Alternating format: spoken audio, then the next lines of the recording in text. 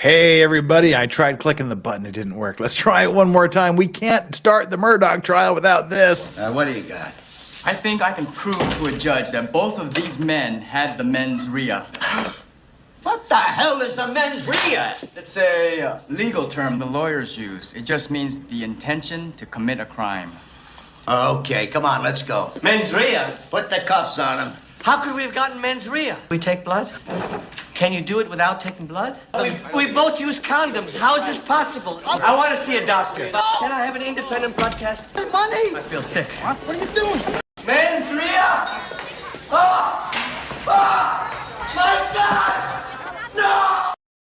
Hey, good morning, good afternoon, good evening, good night, wherever you are, whoever you are, wherever you are, whoever you're with, whatever you're doing, however good it feels, however many times you're going to do it, why you're doing it in the first place. I'm just glad you're all doing it here with me, Legal Vices, on this little old channel of mine I like to call Legal Vices. We are here today for a major update in the Alex Murdaugh trial. This is on the heels of so much legal news. There's legal news everywhere, people. We have a huge verdict in the Maya Kowalski case.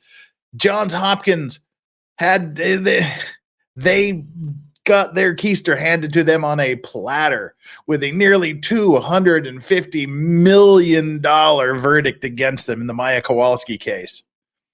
Every damn penny deserved. That was a huge win. We have a huge update in the YNW Melly trial that we're going to talk more about on Tuesday. Just yesterday, the judge dismissed the entire jury in the YNW Melly murder trial. Why? Not because of anything the prosecution did. It was because of the defense. The defense made an improper argument. They were telling the prospective jurors the state has the obligation of proving every element of the crime, including his gang affiliation. The prosecution says, hey, we don't have to prove the gang affiliation to convict him of murder. And the judge agreed to the prosecutor, and they said, well, what do we do? The prosecutor said, just read back the jury instructions that have already been read. That'll clarify for them. That'll clarify for the jurors that we don't have that burden of proof and we can move along. But the defense, they said, well, wait a minute. We can't do that because if we have to go back now in front of all the jurors and say that we misstated the law, then we'll lose all respect and credibility with the jury. We'll lose all credibility with the jury. They won't believe a word we say. We have no choice but to get rid of this entire jury pool because of our mistake and start with new jurors. And the judge agreed with them. The judge booted the entire jury pool. They've spent a month getting to this point. They are targeting January 8th for opening statements. The last month has just been wiped off off human history. It was a waste. They're starting with a brand new pool of jurors. So this is going to bump the trial back to at very, very earliest late January, most likely mid to late February. Huge development. But during that time, motions are going to continue to go back and forth. We'll cover those. And now we have developments in the Alex Murdaugh trial. We've got a couple big developments. We're going to be talking about one today. The developments we're going to be talking about today is the state's response to Murdaugh's motion for a new trial. You recall they made a motion for permission to file for a new trial, and that was granted. They paused the appellate proceedings until this issue gets taken care of. They gave them permission to file their affidavit and to make a motion for a new trial. They did. We read that. It was Becky Hill, the clerk of court. She'd been accused of all kinds of misconduct with regard to their jurors, telling them not to listen, not to believe the evidence, to watch his body language. Don't get fooled by what Murdaugh's doing. If you don't come back with a jury verdict, we're going to cart you off to a hotel somewhere. No smoke breaks until all these allegations. All of these allegations were coming out against Becky Hill. Becky Hill has responded. An affidavit from Becky Hill is attached to this this motion from the state, because that's what we're looking at today. The state's response to the the state's response to the defense's motion for a new trial, and that includes their own motion, their own brief. It includes the affidavit of Becky Hill, and it also includes statements from other jurors and court staff. So we're going to be looking at all of that over the next couple of hours here. We're not going to be reading the whole thing because it's like 48 pages long. So we'll hit some of the highlights, and the main part of the highlights are going to be Becky Hill's affidavit and the statements made by other jurors and court staff. That's the one big development in this case. And then next week, we're going to look at another big development, which is the defense's motion to have the judge removed from the case. So that'll be an interesting development because that application goes to the Supreme Court. The Supreme Court will hear that. The Supreme Court for South Carolina. So we've got all kinds of developments. We're gonna take these one at a time as they come. But first, let's do a quick little bit of housekeeping. First of all, what are we drinking today? This evening, Friday night here in Korea, we're having a wonderful, wonderful Glendronach 12-year aged in Oloroso sherry casks. Oh, this is one of my favorite whiskeys. If you just want to chill, relaxing 40%, I think it's 40%. Yep, 43% whiskey. Just because it's sat in this Oloroso sherry casks for so long, it's wine flavored whiskey. It's so good. We'll just be sipping on that a little bit tonight. I love that whiskey. It's a good whiskey. If you can get the 16-year, fantastic. The 18-year is exquisite. The 21-year is really, really expensive. So, all right. And also we have our like and subscribe poll. Very, very simple today because it's a very, very simple question. Hit the subscribe button. Hit the like button. We got 267 of you here and 124 of you. More than 50% of you haven't done your job. I know I haven't given you anything to like yet, but I promise I will. So while we're just talking about it, while we're just, just us talking, just reach down there and go, doom. That's all you got to do. Hit that like button. It'll take care of it. If you haven't subscribed, I hope you would give me the benefit of the doubt and hit that subscribe button. You can always undo it later, but I'd hope you'd do it and you'd find you like what's here and you'll stay subscribed. And also YouTube is in the middle of unilaterally removing subscribers, which they do. They've knocked about 150 of you off in the last couple of weeks. So please just double check to make sure you are still subscribed and take our like and subscribe poll. Does Alex Murdaugh deserve a new trial? Yes or no? 86% of you say yes, and only 14% of you say no, he doesn't deserve it. That's very, very interesting. I'm actually kind of surprised, up to 87-13 now. I'm actually surprised that many of you feel that strongly that he deserves a new trial.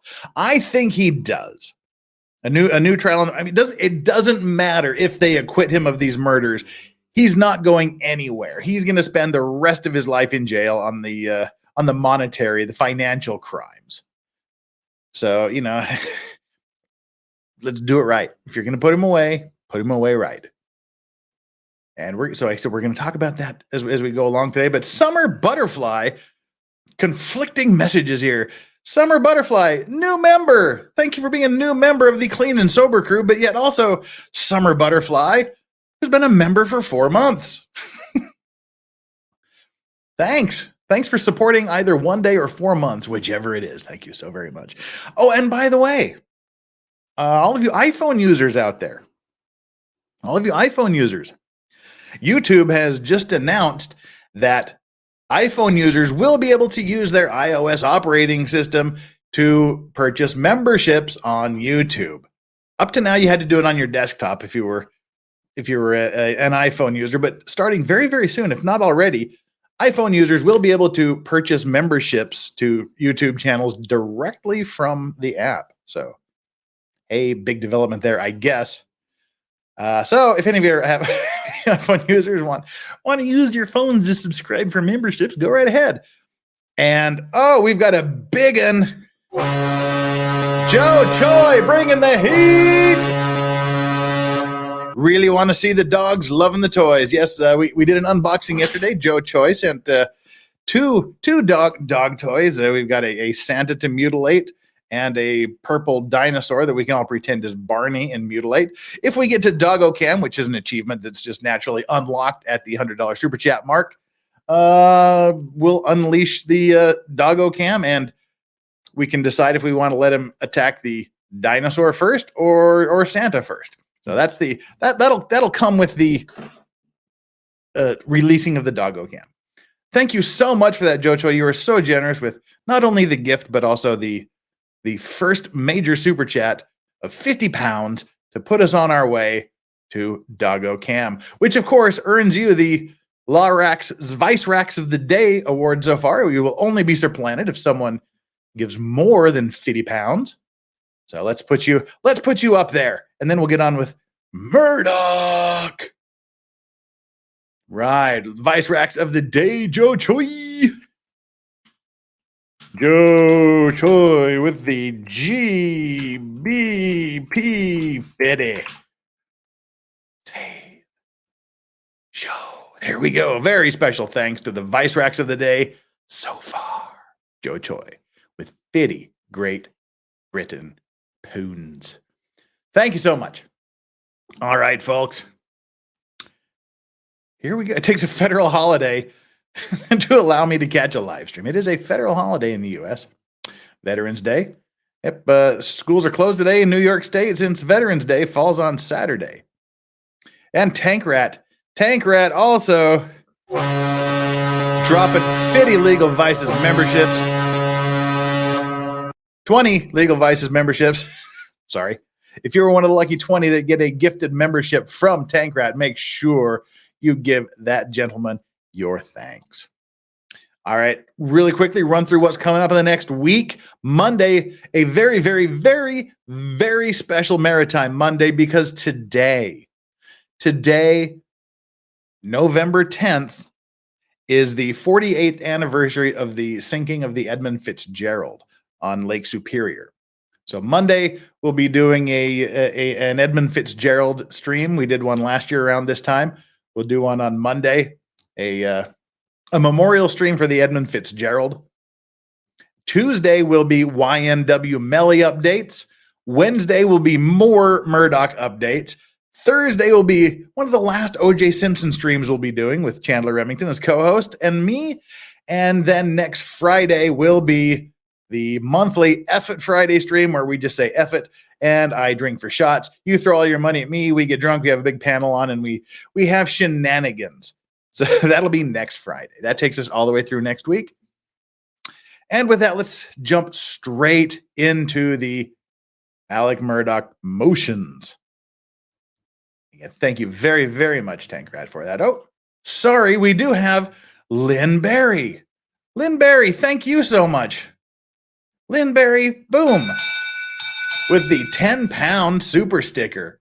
Let's go over here. What is the super sticker? Appears to be a lemon dancing. Squeeze that lemon. Squeeze that lemon juice. Juice that lemon, ladies. All right, there we go.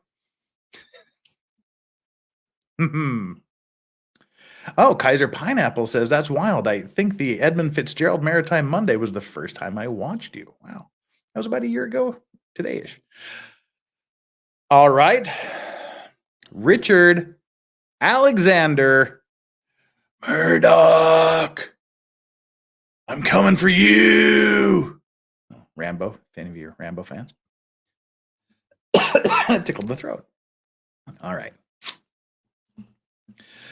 Push me. Paul says, okay, I'm behind on the OJ. Are you completely done with it? Or is Chandler's last stream? No, we're completely done with it. We're going to move on to a different trial. People are growing bored and weary of OJ. It'll be about 52 episodes. It'll be about a full year's worth of episodes. When we finish it, we're going to finish Andrea Mazzola's testimony. We'll do closing arguments, the verdict, and then we're moving on to a new trial. We'll announce the new trial. We already know what it is. But we'll announce it at the end of the OJ trial thing, about 3 or 4 weeks from now. Right.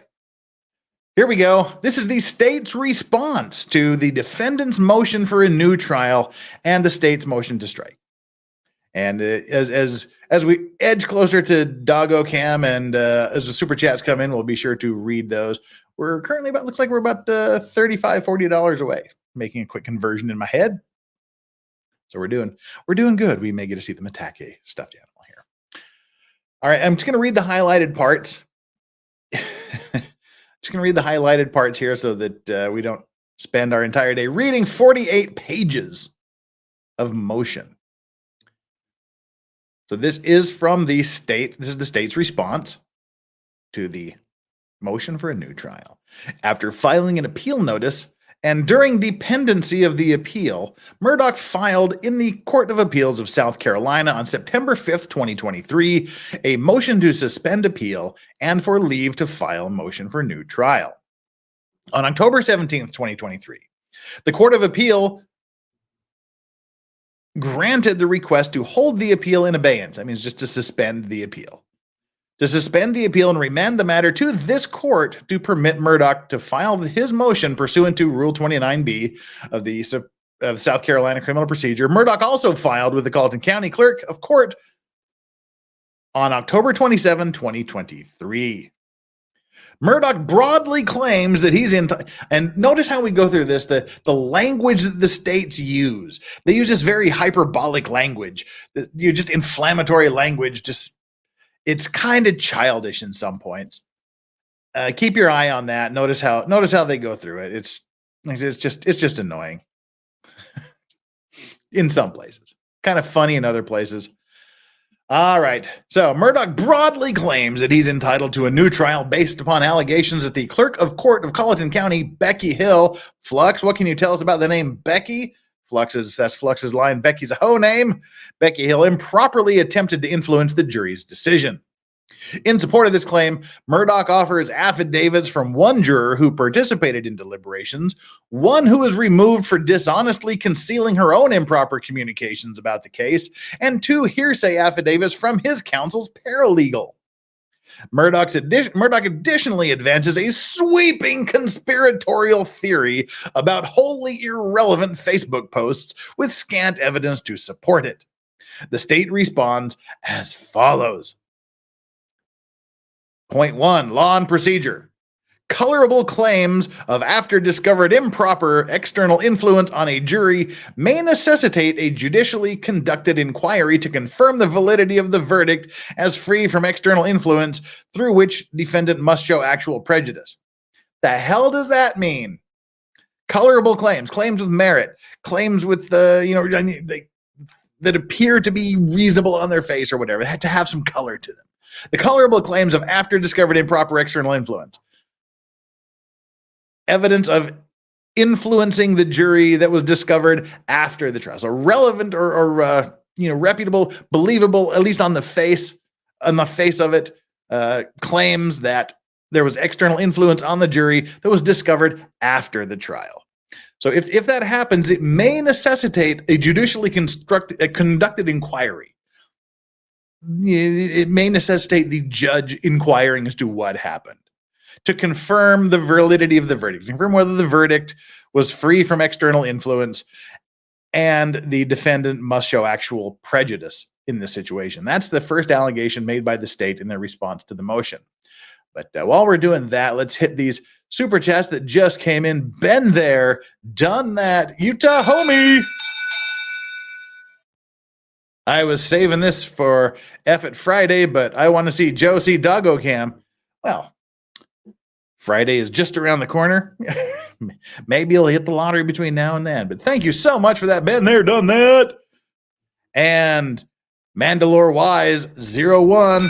Thank you so much. Dropping in to learn what a tile is. Oh, is it a tile stream? Is that what I've gone and done? Made a tile stream? Probably. Have I done a bad thing? Let me see the bad thing I've done. Go back here to my description. If I didn't make a mistyping and you're just doing this, I'm gonna be sad. I'm gonna be sad and I'm gonna feel betrayed. What do we got here? Big updates in the Alex Murdaugh murder case. Okay. The state has responded to Murdaugh's motion for a new trial. What? What are you talking about? It doesn't say tile anywhere, does it? Not anywhere I can see in YouTube. Maybe whatever. Now I'm just sad and disappointed. All right. Anyway, whatever that means. Now I'm tuning in to find out what your super chat means. All right. We have caught up on the super chats. Let's get into the main body of the state's arguments, shall we?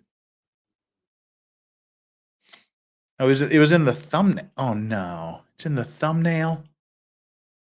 Oh, for F's sakes. God damn it. It is. All right, guess I'll have to correct that thumbnail. What that's a good way to make an impression, isn't it? Screw up the thumbnail. Thanks, YouTube. I click the notify when live and get no notifications. YouTube only sends out about 25% of the notifications. I learned that from that Star Wars girl, Anna.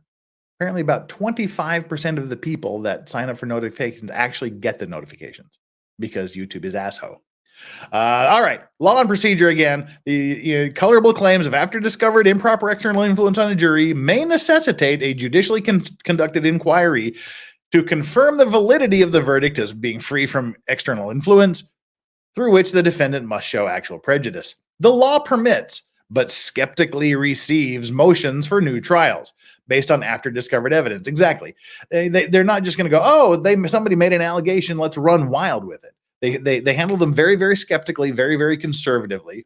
And never does the law permit highly motivated convicts to put their own jury on trial. So they're accusing Murdaugh of being a highly motivated convict who wants to put his entire jury on trial. They quote a case, State v. David and State v. Mathis. There can be no doubt that motions of this sort should be received with the utmost caution, because, as it is said by a learned judge, there are but few cases tried in which something new may not be hunted up, and because it tends towards perjury. So yeah, they're basically saying, which is true, that you can always find something. You can always dig something up. You can always hunt something up. But a lot of times it just means whoever found whatever they've managed to hunt up is lying. It would have a mischievous tendency, after all the evidence on the part of the state has been fully disclosed, to allow one, with his life in danger, Murdaugh, an opportunity by the assistance of the Confederates to it's in South Carolina. It might actually be Confederates. Too soon? Too soon, people in the South? By the assistance of Confederates to procure unprincipled witnesses to contradict the evidence on the part of the state and thereby defeat the ends of justice. So in State v. Harding here from the 1800, see that they're going old school with these court cases. What they want to do, the reason they're using these old cases that still stand and are still good law is to show that this is the view. This view that we're supposed to view this very, very skeptically has been the prevailing view since 1934, since 1881, since 1800. That's what they want to show with this. That this isn't just a new argument they're making. It's been around forever. And it's a good argument. It's very valid. It's the truth.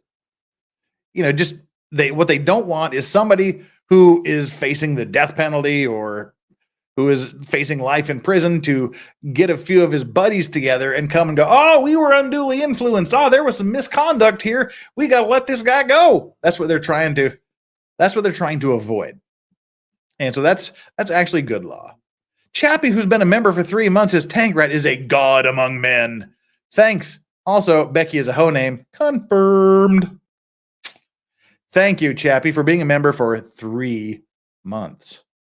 Deeply, deeply appreciate it. Just because we care about Joe, we're $10 away from DoggoCam. All right, cool. Nonetheless, criminal defendants have a right to a fair and impartial jury. Yes, that's true. Defendants do have a right to a fair and impartial jury, and private communications or contact with jurors during a criminal trial about the matter pending before them may necessitate an evidentiary hearing, and if the defendant can show actual prejudice, a new trial. So they're saying not necessarily, but maybe if we can show this, maybe there has to be an evidentiary hearing, a hearing on the evidence to see whether or not there should be a new trial, and if they can show there's actual prejudice, a new trial. Not every inappropriate comment by a member of court staff to a juror rises to the level of constitutional error. They're putting this in because Becky Hill was accused of making a bunch of comments. Like I said, that if you don't, you're not going to get a smoke break until you come back with a verdict. If you don't hurry up, they're going to cart you off to a hotel. Watch his body language. Don't be fooled. et cetera, et cetera, et cetera. She's having these undisclosed private conversations with the jury foreperson in a one-person bathroom, and other people aren't allowed to ask about it. She's talking to Egg Lady, allegedly making up stories about her ex-husband, who this lady hasn't talked to in 15 years. All these allegations are made about it, but the state is trying to downplay that by putting this statement in here that not every inappropriate comment by a member of court staff to a juror rises to the level of constitutional error. Yes, maybe she said some shit, but it's not important shit, and it doesn't justify a new trial. That's where they're going with this. The defendant is obliged to timely raise that issue to the court's attention or else waive it on future appeals. That's one of the other arguments that the state is going with. They didn't complain about it at the time. They didn't raise the issue. They didn't object to these communications at the time because there was one particular deal where Betty was involved with this juror that brought in the eggs to courtroom. We were talking about this Egg Lady and her ex-husband.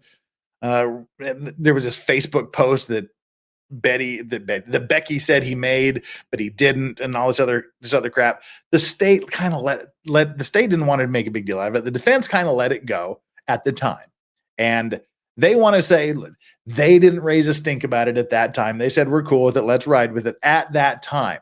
So they didn't raise a timely objection, which means that they waived it. Essentially, they can't come and complain about it later because they didn't really complain about it then.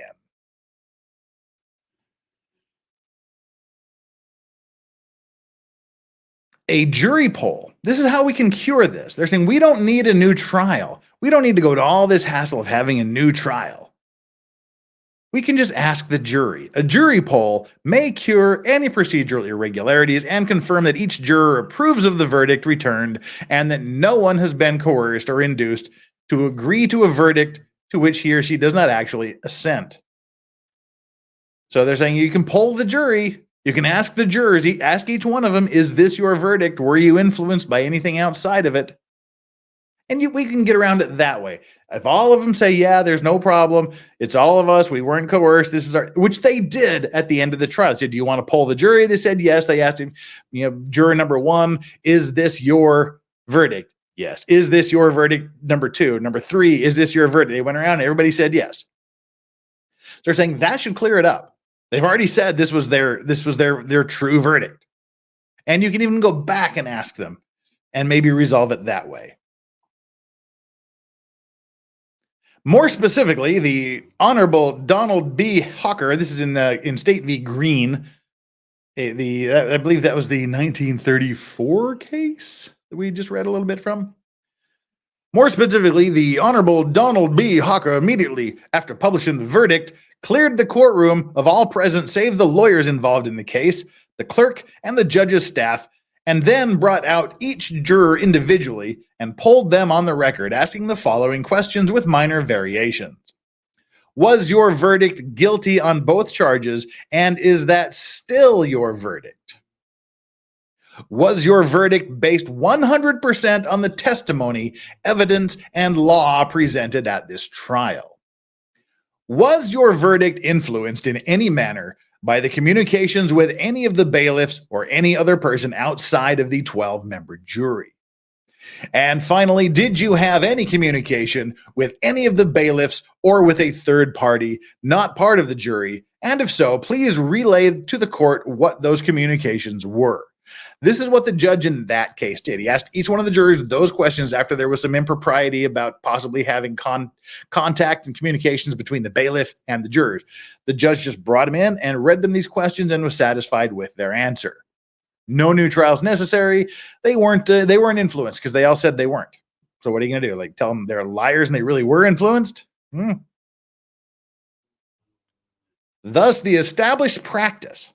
They're saying this isn't their opinion. This isn't their wish, their hope, their desire. They're saying this is the established practice.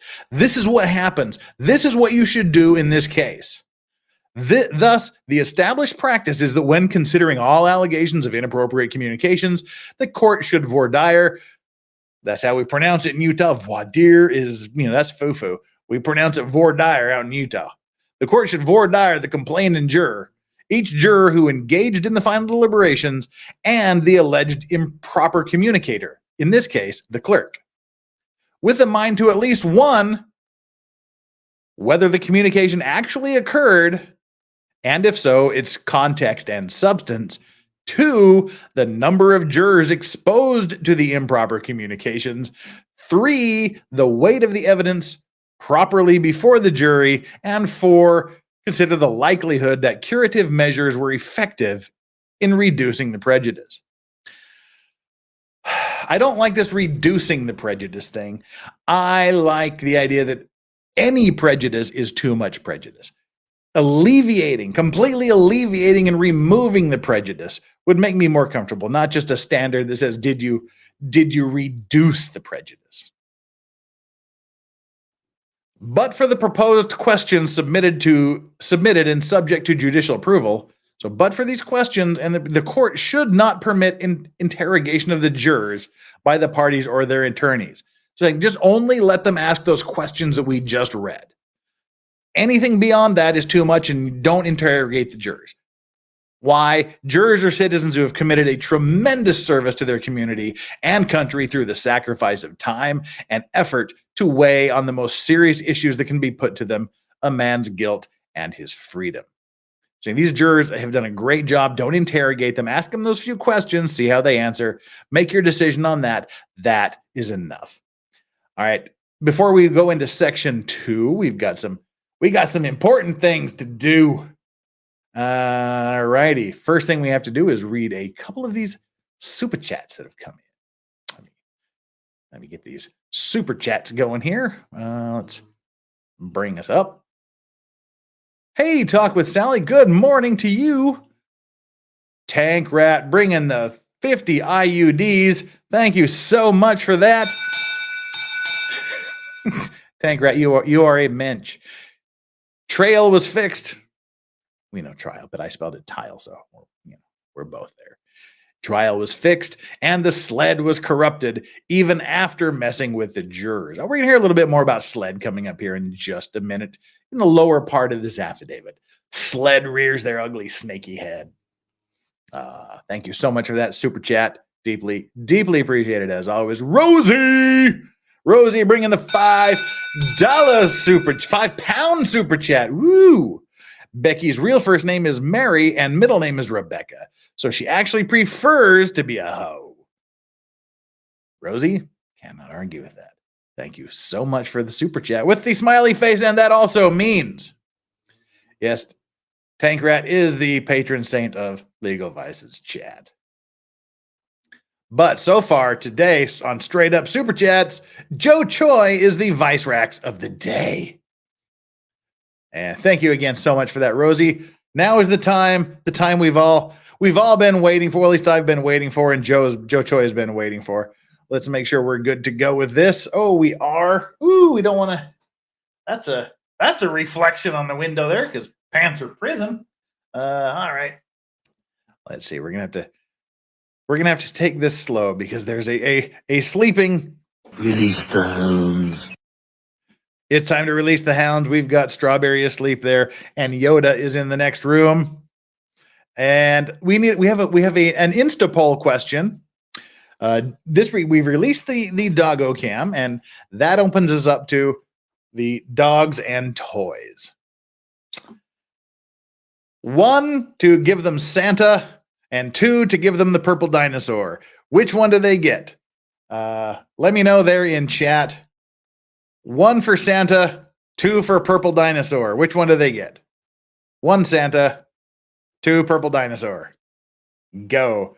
We got some ones, and it looks like it's about 50-50 right now with the ones in the... two purple dinosaurs coming out ahead. And there's some Baldos. Don't know why that's there, Silent. Silent, yeah, don't know why that's there. It looks like purple dinosaurs are carrying the day. Let's remove the tag here. It's a squeaker. Let's see what happens when you squeak it. Wait, where's the squeaky? It says it's a squeak me. Where? In the butt, of course. That's where you always. Oh, there you go.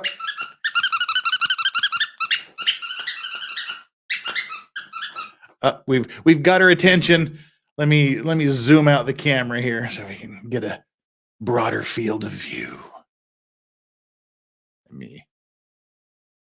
No, I don't want to do that now. Remind me later to update. Right.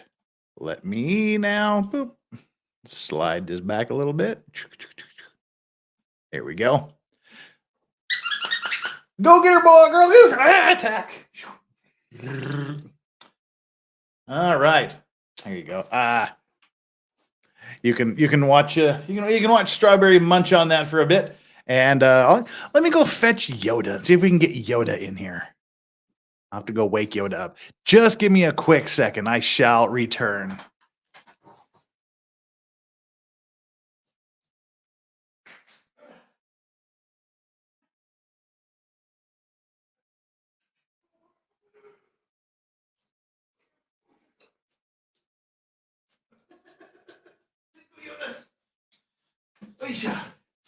Oh, you big fatty. All right, we're back.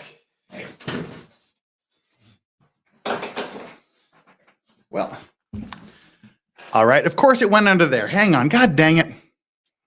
Just a second. Make sure we got all the cameras off.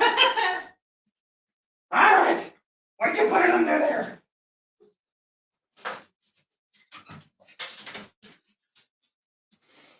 All right, we're back. Whew, okay. Sorry about that. Now we've got the doggy's attention. And let me flip the camera around.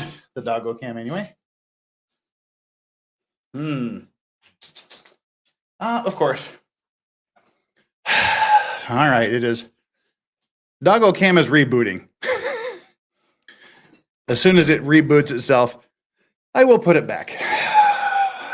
Right. It's good to go. We've got the squeaky dog toy there, locked and loaded. Whew, I'm winded. Yoda was dead asleep. Just had to pick up that stupid 50-pound dog and lug his dumb ass in here. All right. Whew, bulldogs are heavy. God dang. All right. Share screen again. Sorry about that, folks. We will get right back to the thing at hand here in just a quick second. Present extra camera.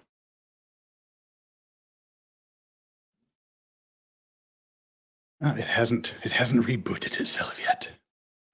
It'll get there. It takes a few minutes. And when it does, I'll make sure we have it ready to go. So let's read another one of these levels here, and then we'll release the doggo cam again. Shimmy share the screen.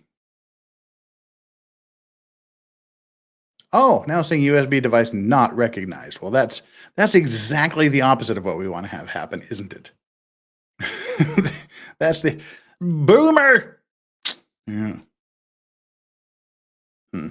Yeah, well, all right. Unplug it. Plug her back in. And I promise it'll take care of itself here. It happens all the time. Share screen. Read section 2 of this, and we'll be good to go. Probably should be good to go with the camera back then. Did I miss anything while I was gone? We did. We missed something very, very important. The Dragon's Treasure. Thank you so much, Dragon's Treasure. It's been a minute. It says, let folks know all tea prices have gone down. Yes, I was actually going to do that.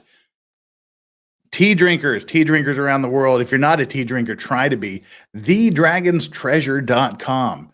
If you're into anime, if you're into tea, if you're into anime and tea, then you're really happy with the Dragon's Treasure. Some exquisite teas. I've probably got 12 or 13 bags of it here at the house and the office. I love the tea. Up to 60 different teas every month with loose leaf, or you can have him bag it for you, whatever.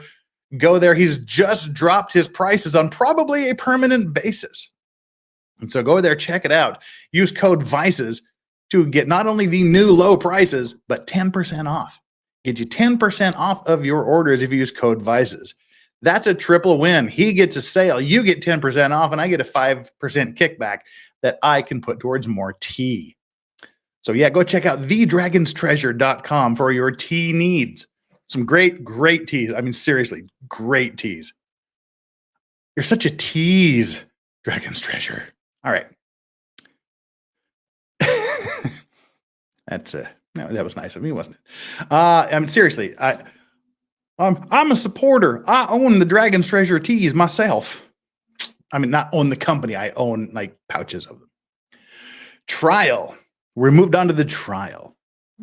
Near the end of Murdaugh's trial, separately sourced reports of improper discussions and social media posts were brought to the court and investigated. That's these mysterious Facebook pages and emails. I learned a lot, and we're going to learn some very interesting things here that you may not have known. I didn't know, but we might learn some new things here. They were brought to the court and investigated, resulting in the excusal of juror 785, who now raises allegations he or she expressly denied to the court when examined. So they're saying, hey, this juror was examined about these things. They said some things that now they're denying them after now they're saying this happened when they denied they happened earlier. The court consistently instructed jurors not to discuss the case and to only consider the competent evidence presented in the courtroom. Every time they started in the morning, every time they went at night, every break, every lunch, they said the whole same thing, don't listen to outside stuff, don't do research, don't discuss it amongst yourselves. This is a listing of all of the times they said it, all of the transcript pages where the judge gave his admonition not to listen to the outside sources. Certain statements attributed to Clerk Hill by juror 630 closely resemble statements made in court by the state. So they're saying these things that the juror said Becky Hill said were actually probably the statements by the state during the course of the trial. What the prosecutor said, they're trying to attribute to Becky Hill. That's the allegations here.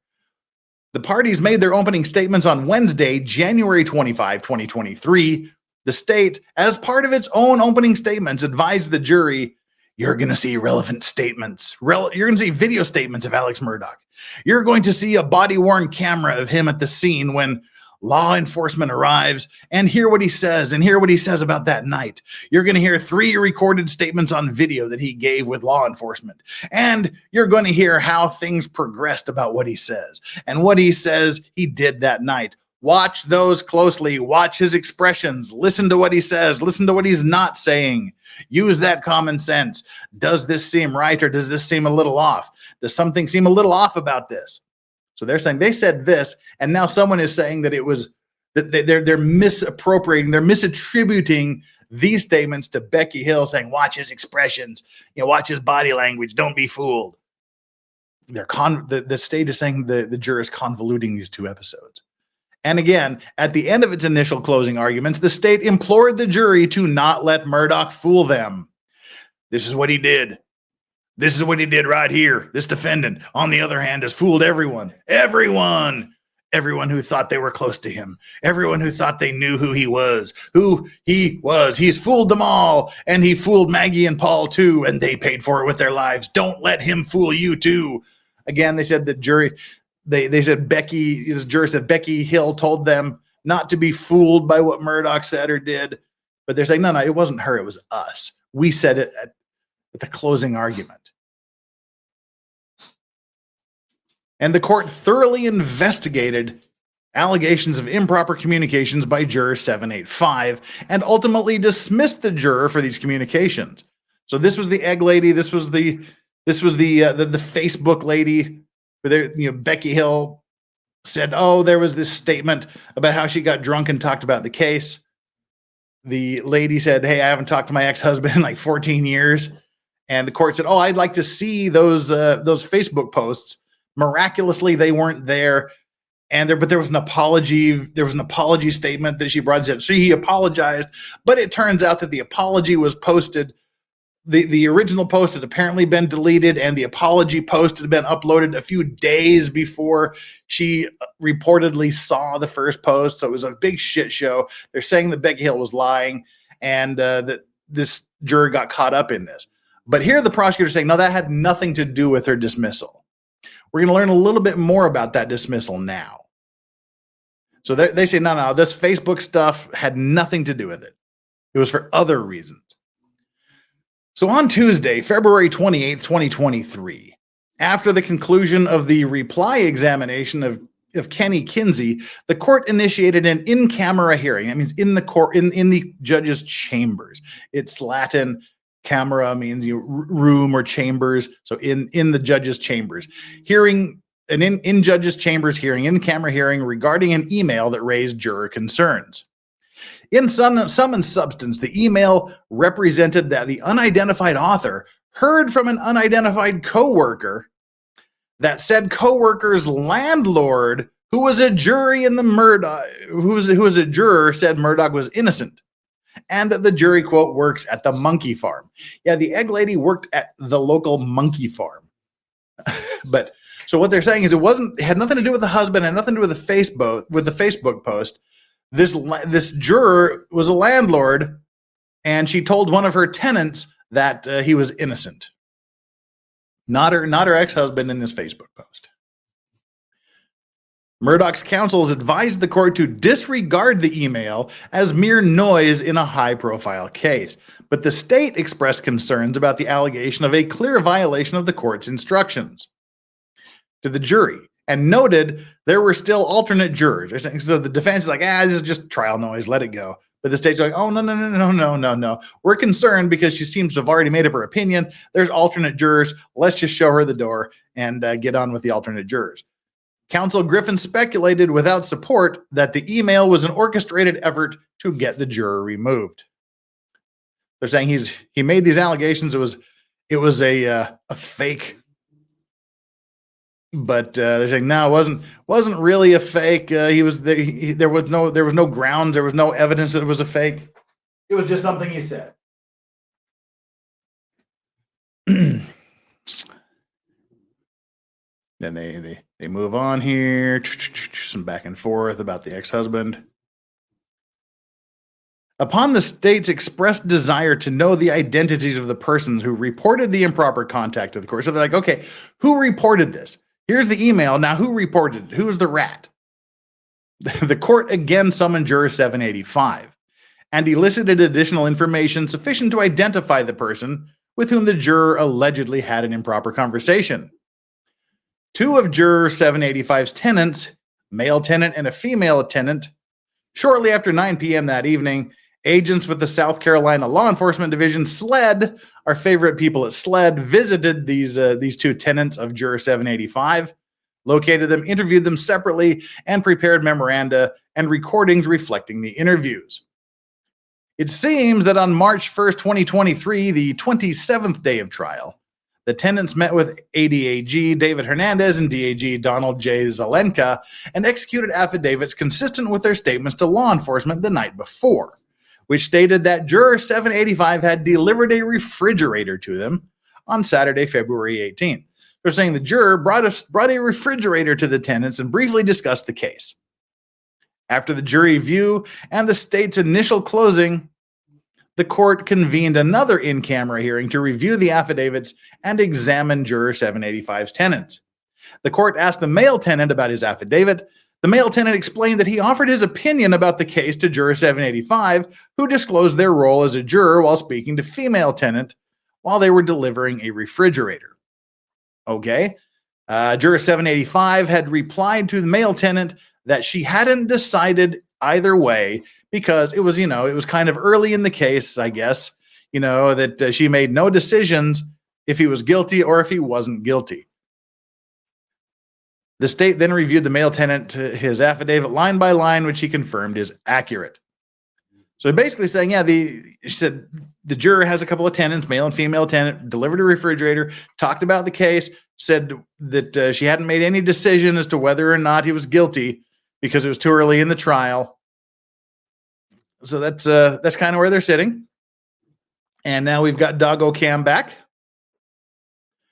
It has done its thing. So let's bring it on up. There we go. Got some Doggo Cam. We'll do some side-by-side Doggo Cam here real quick. See, dinosaur. Oh, what's that noise? What's that noise? Go get it.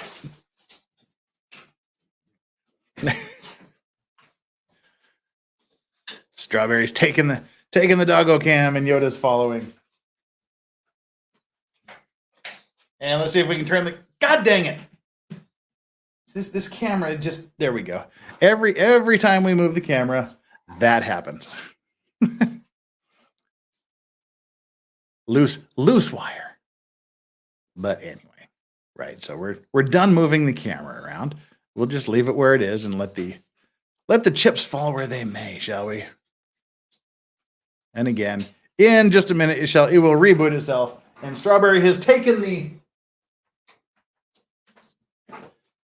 toy to the chair. So we'll be good to go there in just another minute. Probably about the time we finish reading this next little section. Let's bring the section back up. Meanwhile, Yoda will be unhappy with the agreement, as you can hear. Yoda's like, why you always got to climb in places where I can't go? It looks like we're starting a dogfight. So there is that. Yeah. Oh, son of a bitch. I hate this camera. Anyway, we'll get there. We'll get there. We promise. We've got a lot of ground to cover. Don't worry. We're not going anywhere yet.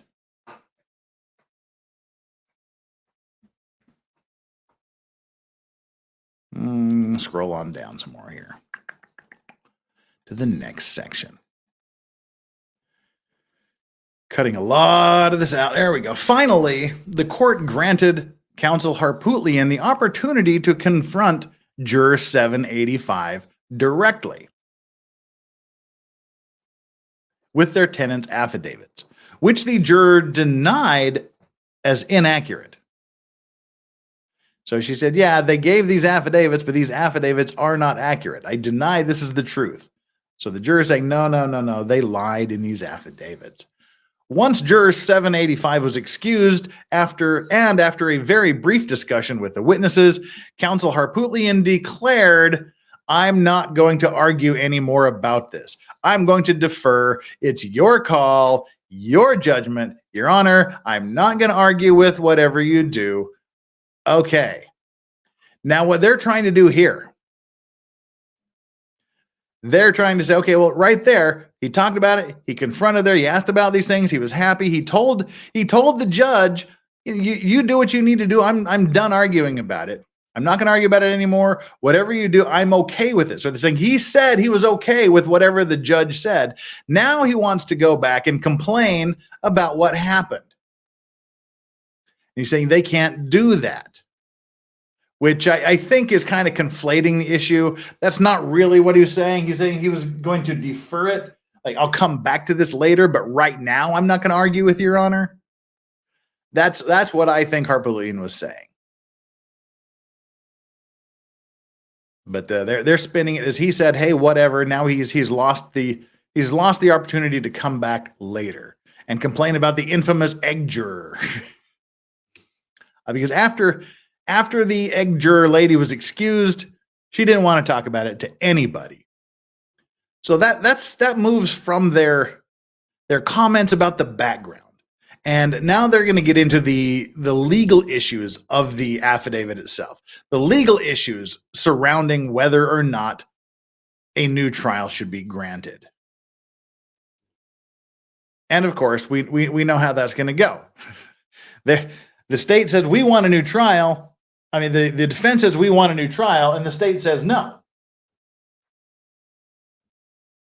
So now that was interesting. Not only did that happen, it seemed that for some reason the PDF file wanted to stop. Right? So let me bring that back up again. That was certainly unexpected.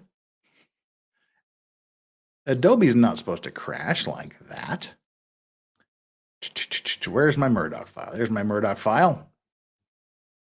And state's response. There we go. We were on roughly page 14, if I recall correctly. We shall be there in an instant. There we are. We're on page 15. Or 15, was it? 16. Okay. Boomer. Gremlins in the works. No, thank you. There we go. Right. Present PDF file. Here's Doggo Cam. Here comes PDF file. And then we'll be good to go. Nobody's going to touch anything after this. Except for Strawberry's really sad, guys. Well, Strawberry's happy. And Yoda's really sad. Oh, I didn't take the tag off that. Don't eat the tag, Straubs. But I'm afraid we're going to have to sacrifice Santa to Yoda. There we go. Yoda can have Santa. Just so Yoda doesn't look extra sad. And let's bring up our affidavit here. There we go. The state's motion to strike. And see how much we can embiggen ourselves. Nope, that's just a little bit in the way, isn't it? Shoot. Oh, that's out of the way. Sorry, I was just playing around here. We'll just have to in me. We can deal with that. The state's motion to strike. In support of his motion, Murdaugh provides this. Now, this is where they start to get a little hyperbolic with the statements, you know, and they start to. I know I said I wasn't going to touch that anymore, but Yoda's pretty damn cute too. Don't mess with it. Give me a quick second here to just do a major zoom out. Zoom out. Can we do the full 90? You know? There. And that's about as much as we need. There we go. You can watch the Doggo Cam. Right.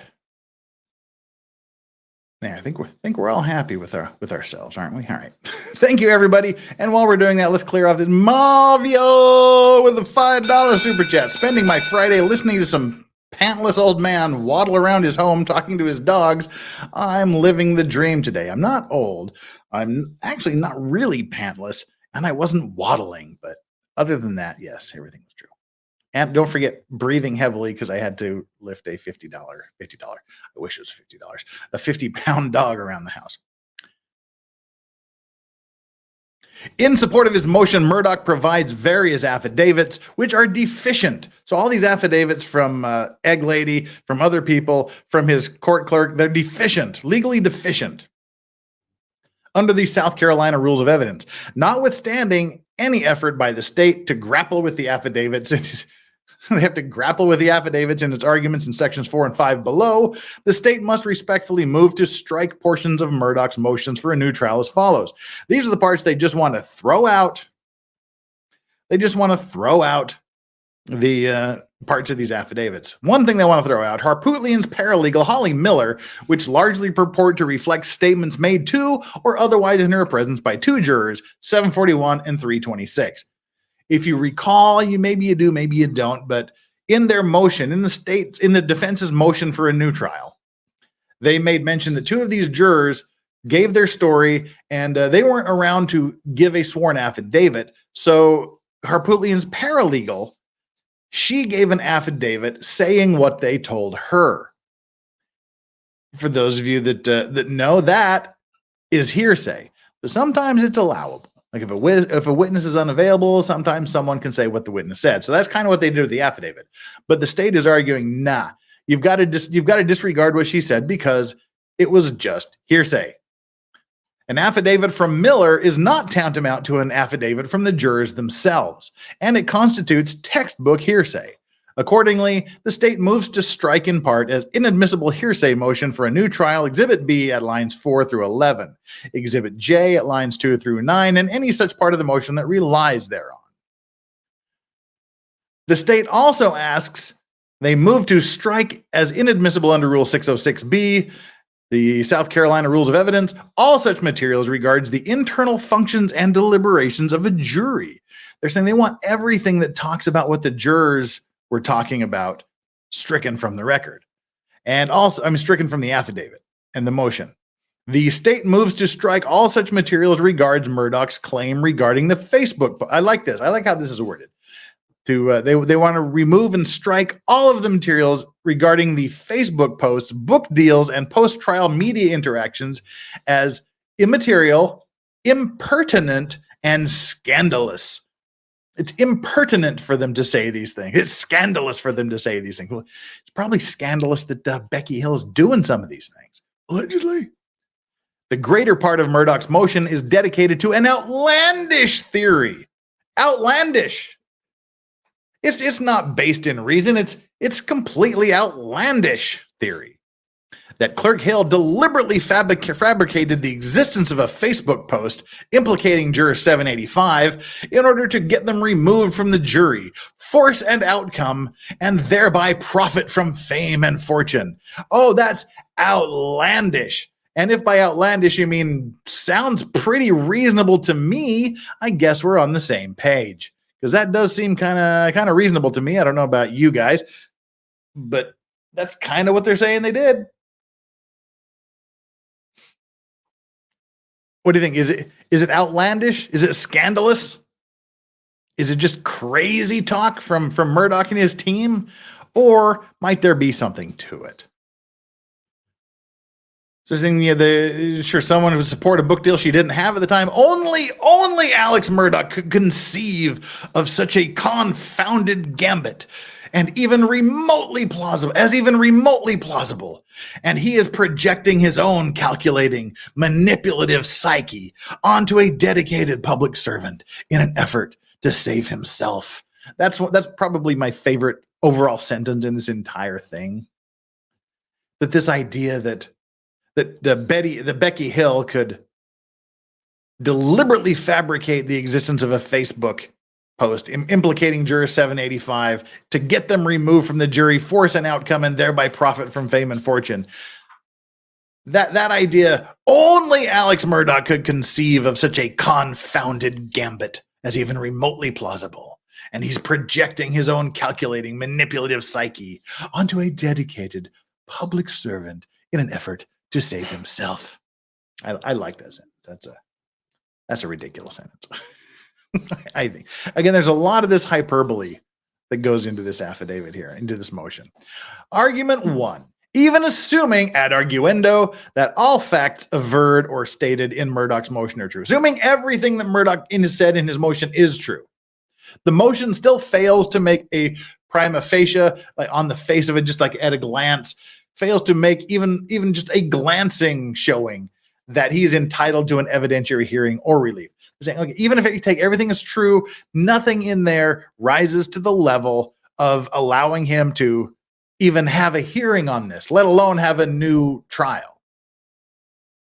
Although Murdaugh's motion for a new trial makes various allegations as part of its attempt to craft a breathtaking conspiracy narrative, it ultimately boils down to a single constitutional allegation. Clerk Hill told jurors not to believe defendant, thereby violating his right to an impartial jury. So the state is saying that's the crux of their argument. Hill told them not to believe him, and that violated their right to impartiality. Accordingly, even if the state assumes ad arguendo or just as an argument or in argument, so even if the state assumes, just for the sake of argument, that all of the competent the elements of the affidavits provided are earnestly given, the relevant analysis is as demonstrated by the questioning in State v. Green. Was the juror's verdict guilty? Was the juror's verdict based on evidence presented? Was the juror's verdict influenced by alleged outside communication? Did the juror have any communications about the case outside of deliberations with the jury? All of the other details are irrelevant window dressing. That's what the state says.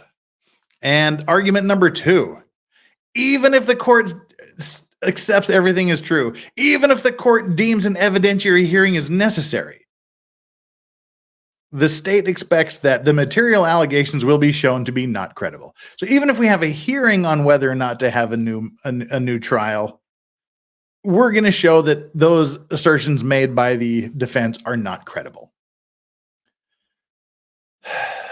So what they did, SLED went in and talked to each of the jurors. And they asked them the questions. Did you hear remarks on evidence by Clerk Hill? Did you see one-on-one chats by Clerk Hill with jurors? And do you have other concerns? Here's how the jurors answered those questions. Juror number 193, hear remarks on evidence by Clerk Hill. No, maybe generally pay attention. No one-on-one chats by Clerk Hill with jurors. Other concerns, if anything, people were overly cautious. Okay, that doesn't help Murdaugh at all. Juror 254 says, watch Murdaugh's body language. Juror 254 remembers Clerk Hill saying, watch Murdaugh's body language. That doesn't support the state's arguments that nobody said that. And I think even if one person heard Clerk Hill say, watch his body language, I think that's an improper communication that has the possibility of influencing them, which I think warrants a new trial. Juror 254 did not see any one-on-one chats and had no other concerns.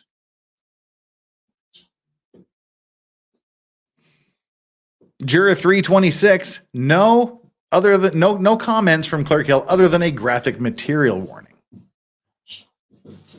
And one-on-one chats with the clerk and jurors, yes, saw the clerk chatting with one of the jurors about financial and child support. That's weird, and that's going to come up a little bit later.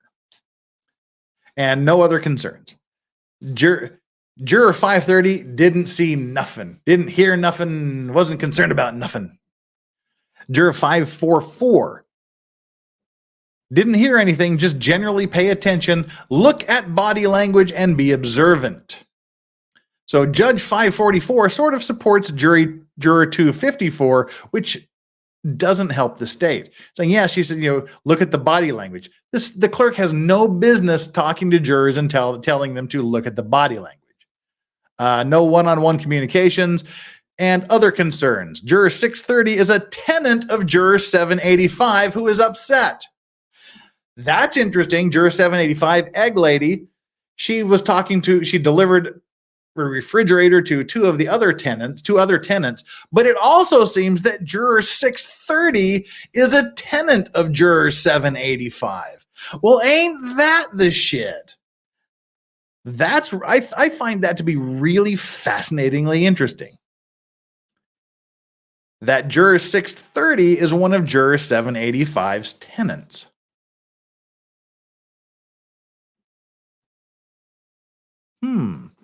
I mean, there's nothing improper about it. I just think it's really weird.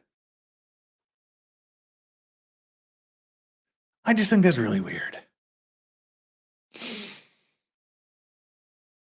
So, he is also concerned that he was warned by counsel Harpootlian of a subpoena if they did not talk. So yeah, he didn't really want to talk to, he or she didn't want to talk to anybody, I guess. And Harpootlian said, hey, talk to me or we're going to bring a court order in to get you to talk.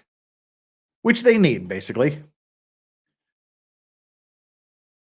And essentially, if this goes to a hearing, they're all going to get subpoenas. They're all going to get court orders to show up in court and testify. They can't be forced unless they get the court order, but the court order's coming. if there is a hearing on this. Juror 572 didn't hear nothing, didn't see nothing, doesn't have any concerns about nothing.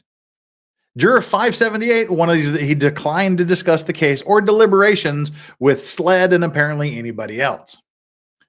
Juror 589 didn't see nothing, didn't hear nothing, but was concerned that spouse warned by Harpootlian of a subpoena if they didn't talk.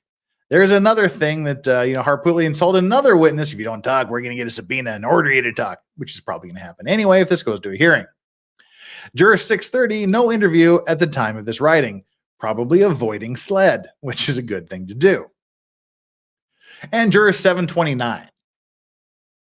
No, didn't hear anything other than generally pay attention, heard no body language comments. And didn't see anything other than had a chat RE financial support with Clerk, which others saw. So 729 had a financial child support clerk with a discussion with the clerk, which was mentioned by Juror 326. And they denied the statements regarding them in the affidavit of juror 785. So the statements that they, 729, about 729 that were in the juror 785 statement, they're saying that didn't happen, and was uncomfortable when Harpootlian waved the gun around. We were all kind of uncomfortable when Harpootlian was waving the gun around in court. We're safely on the internet, still a little concerned. Juror 826 heard nothing, saw nothing, doesn't know nothing. Juror 864 didn't hear nothing, didn't see nothing, but it was Creighton Waters in court arguments who told jurors to watch body language. So it's not like all of the jurors say, yes, we saw this, we heard something improper, we saw something improper, and we have other concerns. Some of them did, though, in addition to the ones we already knew about.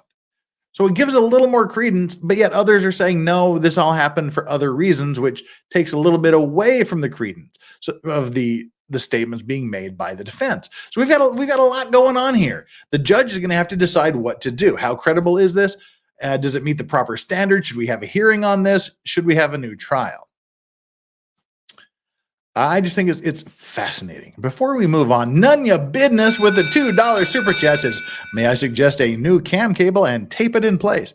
Well, this one works if I tape it in place, but it's kind of a loose USB slot. It's got things. I shouldn't be moving it around anyway, but looks like the dogs are just all tuckered out there. Hope the dinosaur is already in some serious trouble. There's some stuffing on the floor.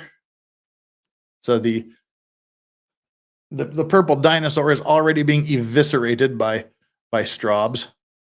So let's see if we can disconnect the camera again while we spin it very slowly. There we go. Well, we can focus on some strawberry there as she reverts to her feral nature and rips the innards out of this Barney wannabe. So thank you very much for that super chat. None of your business. Yeah, I already have the camera taped in place. Now we just need to tape everything else in place. And here for the truth. Thank you for your $2. Aw, look at that butt. Yeah, doggo butts are best butts. Thank you guys for the super chats coming on in. It makes me happy. And we're halfway to the $300 thing, the horrific Korean whiskey shot thing. But we're probably not going to get it. If that happens, that's the second. We need like a $200 level like achievement to unlock. 300 when it is me taking a shot of this horrific Korean whiskey. But in the meantime, let's get back to what we're doing here. And I'm sorry, I really feel bad because right now we've got 605 people watching this and 378 likes. And when I'm doing these long readings, I can't spend as much time looking at the chat as I want to, and I really wish I could engage more with you doing these things. But we'll take a little bit of a break here after we get through the state's part of the motion, and before we go into Becky Hill's affidavit and the statements from the jurors and court people, to spend a little time with you guys here in chat, because you guys are awesome, and I could not do this. I wouldn't even have any reason to be here without you, and I feel really bad that I can't do two things at once, which is read this, three things: read this, comment on it, and engage intensively with y'all in chat. I'm not forgetting about you. I just feel bad. I'm like, not like I'm only addressing the super chats. They get the priority, and I'm hoping the dogs are keeping you more entertained than me. Bye, Francis. Oh, Jeff, doggos are superior. Oh, my little puppers are awesome.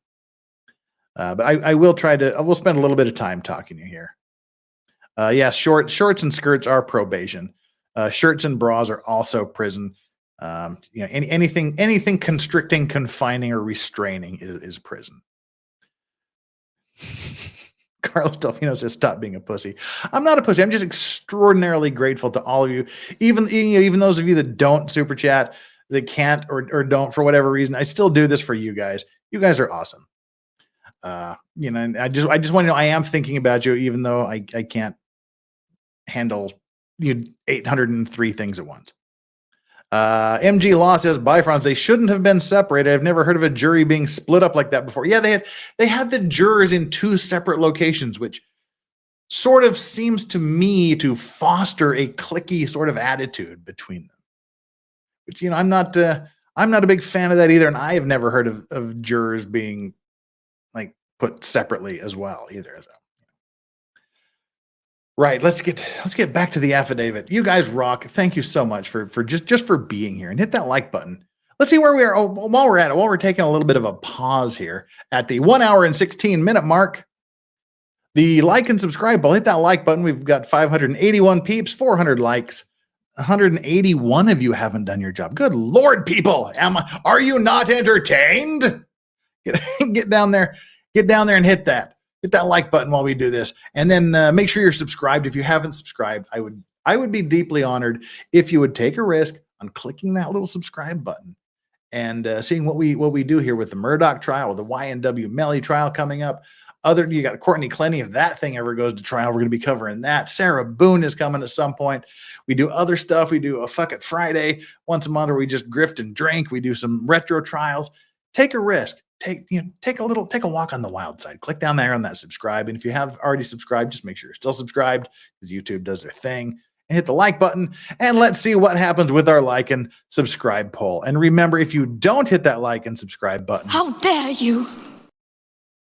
Does Alex Murdaugh deserve a new trial? So far, 86% of you say yes, and 14% of you say no, he doesn't deserve a trial. We'll check the like and subscribe poll again at the end of the stream. For now, let's move on. And again, super thanks from me to you for being here. Juror 785, Egg Lady. I am the Egg Lady. You are the Walrus. Juror 785, reportedly the landlord. This is just fascinating to me, that Juror 785 is Juror 630's landlord. Purportedly, the landlord to Juror 630 was removed from the jury after the court determined he or she improperly conversed about the case with other tenants, the refrigerator couple, during trial in contravention of the court's dozens of admonitions not to do so. So they're saying it had nothing to do with this alleged Facebook post. The dismissal of Egg Lady Juror 785 had everything to do with talking about the case with the refrigerator tenants, despite being told dozens of times not to do that. In contravention of the court's dozens of admonitions not to do so, Juror 785 only recalled the fooled by language, which was actually articulated by the state in its closing arguments the day before Juror 785 was dismissed. All right. Such a good whiskey. I'm gonna have another drink. Righto. Delish. Another case. The Untold Story with Martha McCollum. I guess that's not a case, it's another story. Juror 741 told SLED investigators that Clerk Hill told the jurors that the defense is about to do their side, and don't let them confuse or convince you. They may say things to confuse you. However, neither Juror 630 nor Juror 785 clearly corroborate 741's recollection. Okay, let's look at 730, 741. 730 and 741. 730, 741. 730, 741.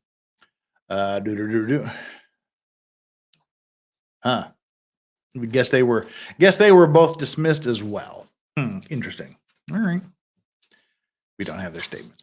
But I think the language they use here is very interesting.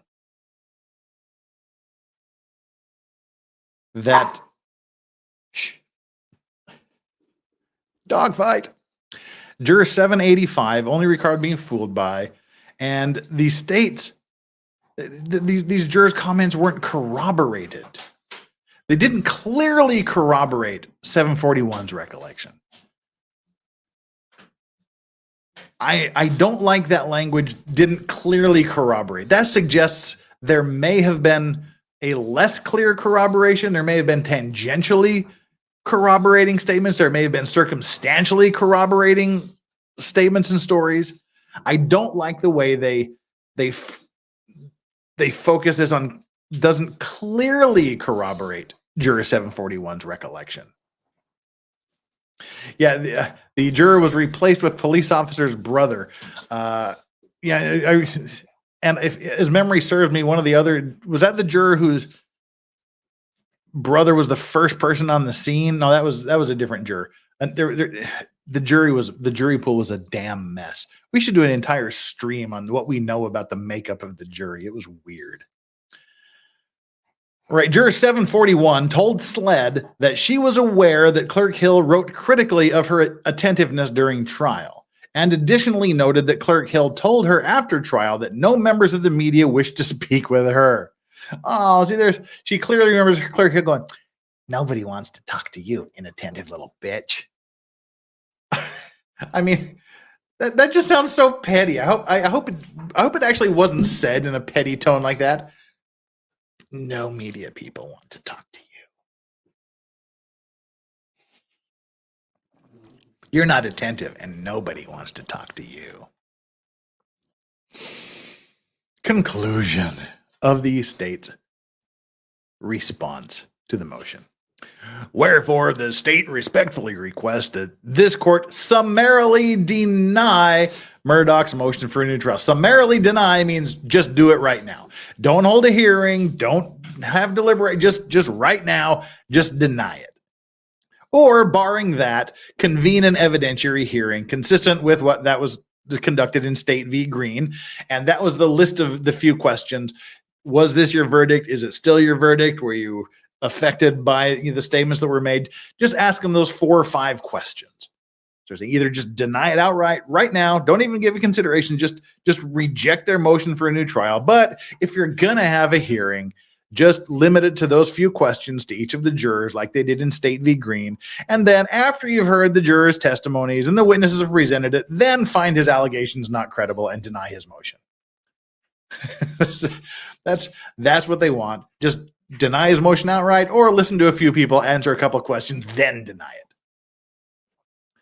That brings us to the end of the state's actual response. Now there's a whole bunch of stuff attached to this, namely Exhibit A, the signed affidavit of Mary Becky's a hoe named Hill.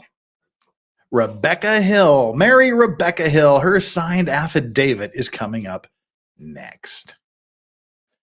I promised I would scroll back here through chat for just a minute as a wee bit of palate cleanser. All right, where's the dog? Hey, Fergie. Let me.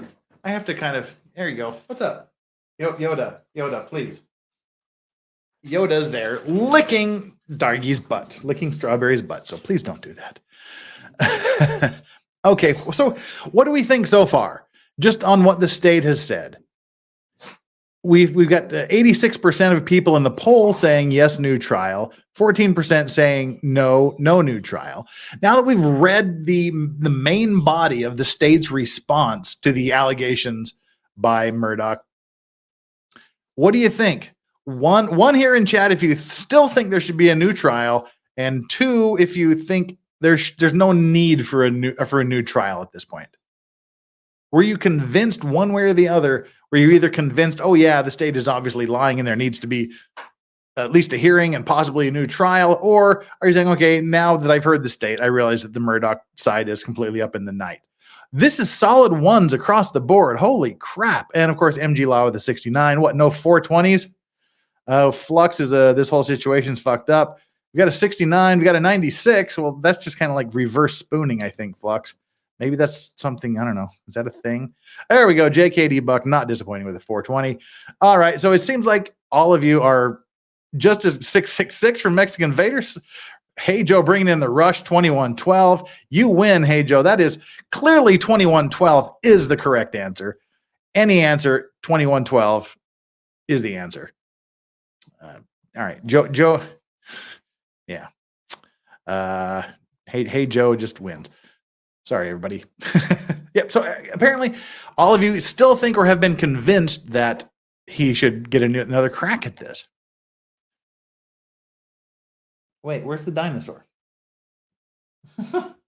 Strawberry has moved on to Santa. Where's the dinosaur, Yoda? Probably under the chair.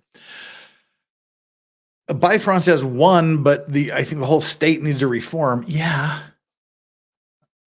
Totally not a Russian bus says always keep it 69. Always keep it unprotected. No, that's bad advice. Oh, the dinosaur is behind me. That's where Strawberry is going. All righty. Huh.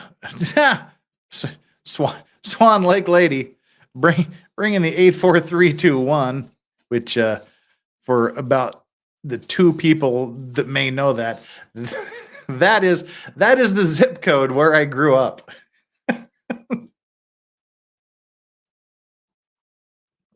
Cheers, Swan Lake Lady. I know Swan Lake Lady knows that. Been there, done that. Might know. No. Been there, done that. Might know that. I don't know why, though. I don't even really know why Swan Lake. Like, I couldn't tell you the zip code where you are. But yeah, that's funny. That's the.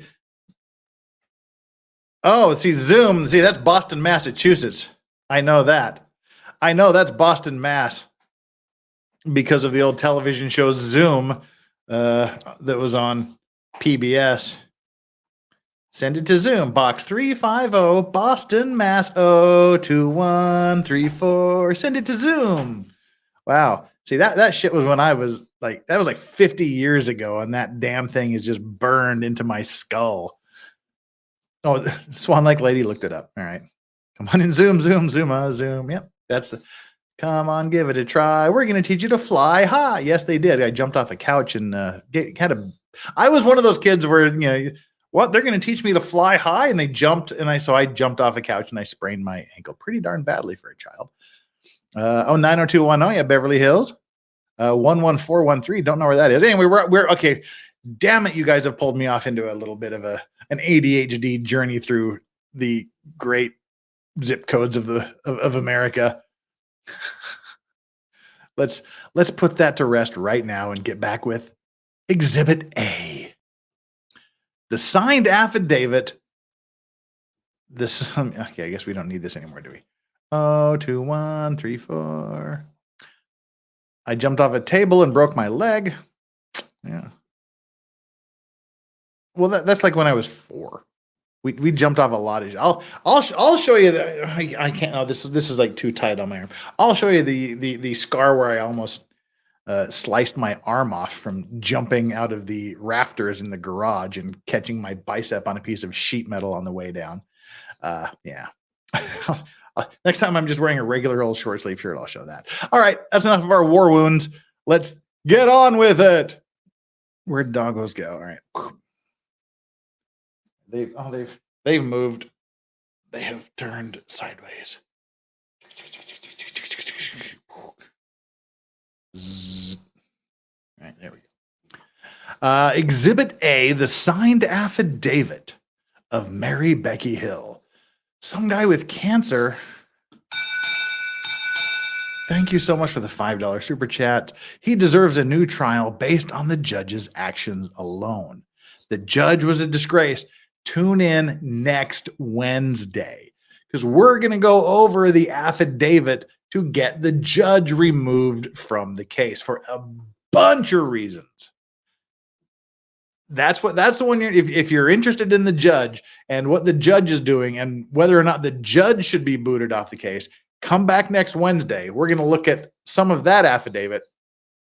That affidavit happens. That motion, I keep saying affidavit. That motion by the state to remove the judge is about, I think it's 246 pages long. It's a biggin. It's a biggin. And as MG Law says, Newman was a joke of a judge in this case. So yeah, tune in next Wednesday when we go over the motion. Thank you so much for that super chat. Some guy with cancer, and if assuming that's an actual thing, best wishes. Exhibit A. State of South Carolina, County of Richland, affidavit of Mary Rebecca Hill. You can even begin that one more click, I think. Yes.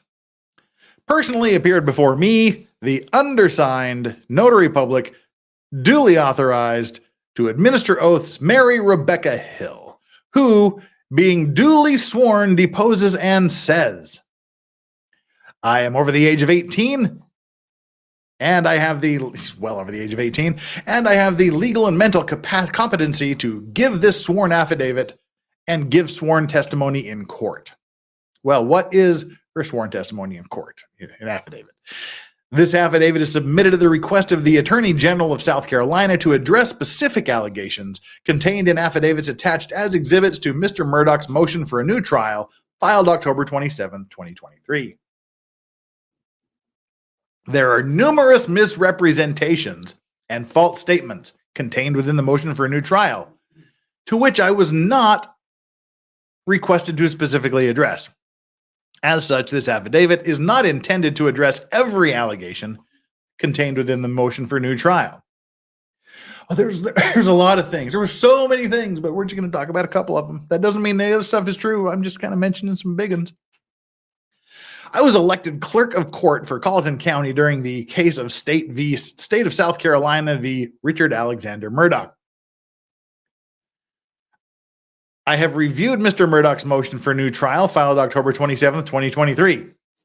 As to the allegations contained within the affidavit of Juror 630, I did not tell the jury not to be fooled by evidence presented by Mr. Murdaugh's attorneys. I did not instruct the jury to watch him closely. I did not instruct the jury to look at his actions. I did not instruct the jury to, quote, look at his movements. I did not say to the jury this shouldn't take long. When Juror 826 asked to speak with me, the conversation took place in the jury room hall within earshot of Bailiff Bill Polk. The conversation did not involve the evidence, witnesses, or substance of the trial. And dog was right there munching away on the toy. So we didn't involve witnesses or the trial, etc., etc. As to the allegations within the affidavit of Holly Miller discussing an alleged conversation with juror 741, I did not have private conversations with juror 826 in the bathroom. My conversations with juror 826 did not involve the evidence, witnesses, or substance of the trial. Well, why were you having any conversations whatsoever with juror 826 anywhere? For any reason. During the trial, I did not tell members of the jury that the media would want to interview them at the end of trial. Well, then why was the guy wearing a suit that had never been worn during the entirety of the trial? He only wore it on the last day. She was reportedly passing out business cards to media people in case the jurors wanted to contact them. She also reportedly told the other juror, I'm sorry, sweetie. None of the media wants to talk to your inattentive ass. I did not tell jurors, y'all are going to hear things that will throw y'all off. Don't let this distract or mislead you. As to the allegations within the affidavits of juror 785, I did not tell jurors not to be fooled by the evidence presented by Alex Murdaugh's attorneys. I did not ask juror 785 whether juror 785 was inclined to vote guilty or not guilty. I did not tell juror 785 that SLED and Colleton County Sheriff's Office personnel went to her ex-husband's house. I did not tell juror 785 that I would reinstate a restraining order against her ex-husband. I did not state to juror 785 that the Murdaughs probably got to him. I did not ask juror 785 about her opinions regarding Mr. Murdaugh's guilt. I did not ask juror 785, well, what makes you think he's guilty? I did not discuss the evidence presented at trial with juror 785. I did not tell juror 785 that everything that Murdaugh said had been lies. I did not tell juror 785 to forget about the guns. They will never be seen again. I did not ask juror 785 about the views of the rest of the jury, the jurors. I did not tell juror 785 that if the foreperson would just go in and ask for a raise in hands, this would be over and done with. I did not inform 785 that everyone needs to be on the same page. I did not fabricate, nor did I create any Facebook post related to juror 785. As to the allegations within the affidavit of Holly Miller discussing an alleged conversation with juror 326, I did not tell jurors they were prohibited from taking a smoke break during deliberations. Further affiant saith not. I ain't got nothing more to say. Mary Rebecca Hill. That is her response. That is her sworn statement, her sworn response to this. Beth, member for 7 months, says, okay, now I believe her. Well, she denied it. So, yeah. And Lawyer's Daughter, thank you so much, Lawyer's Daughter, for the $5 super chat. What about Judge Newman's on-the-record commentary about Becky's questioning juror without his presence? Right? That's kind of missing, isn't it? Not much comment about that, other than they were saying earlier that it was irrelevant, had nothing to do with this. That the whole Facebook thing, that kind of got brushed over, got glossed over a little bit, didn't it? But stay tuned for next Wednesday when we look over the affidavit to remove the judge. That makes its way there. That's mentioned in the affidavit. So yeah, stand by for that on Wednesday. Next week.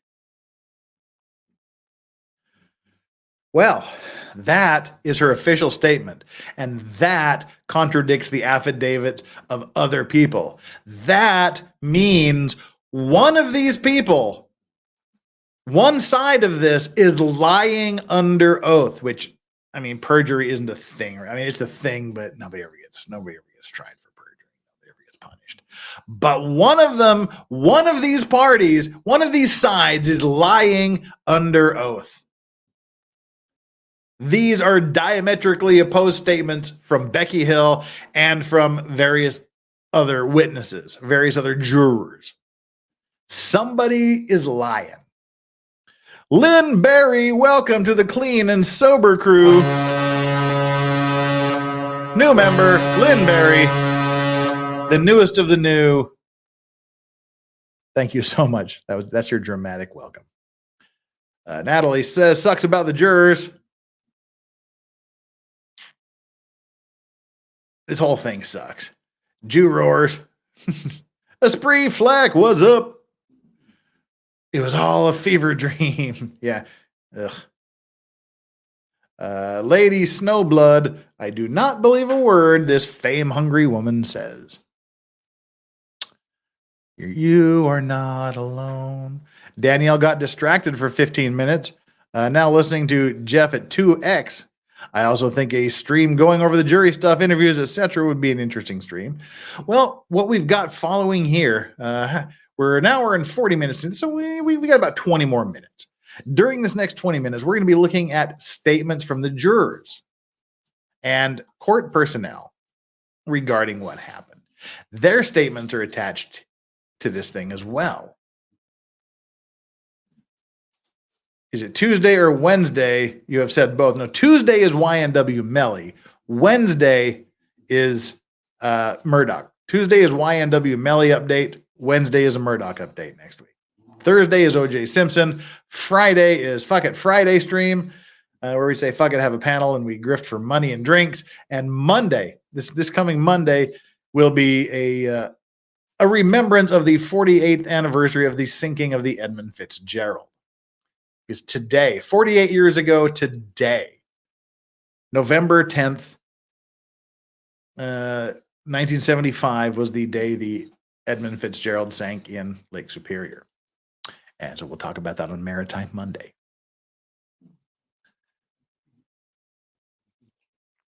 Now, let's see. We got the doggos just chilling there.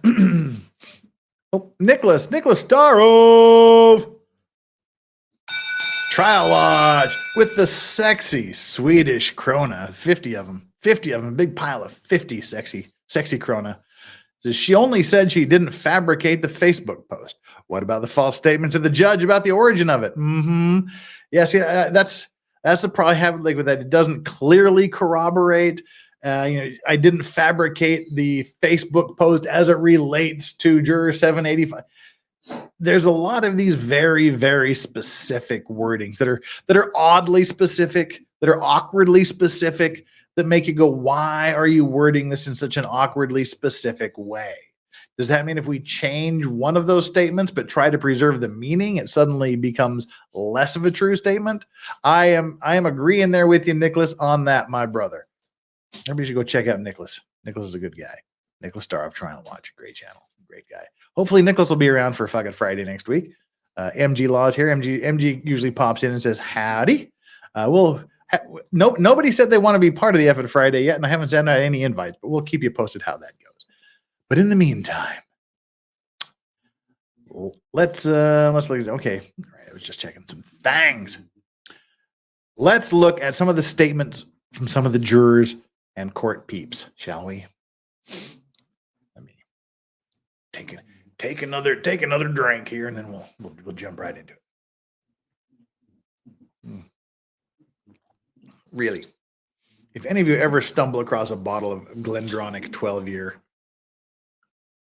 the Glendronach 12-year Scotch is a fantastic Scotch finished in Oloroso sherry casks. Just smell the wine and taste the wine in it. Right. Here we go. Exhibit B. Wait, Evan, Friday is next week. Am I invited? You're always invited, Flux. It's just, you have this thing called a job. If I would have known it was Veterans Day, I would have, because I forget it's Veterans Day being here in Korea for 35 years until someone says it's Veterans Day. If I would have known ahead of time, we would have done F Friday today. But no, didn't happen. Sorry. It'll be next week. Anywho, Exhibit B, written statements of jurors.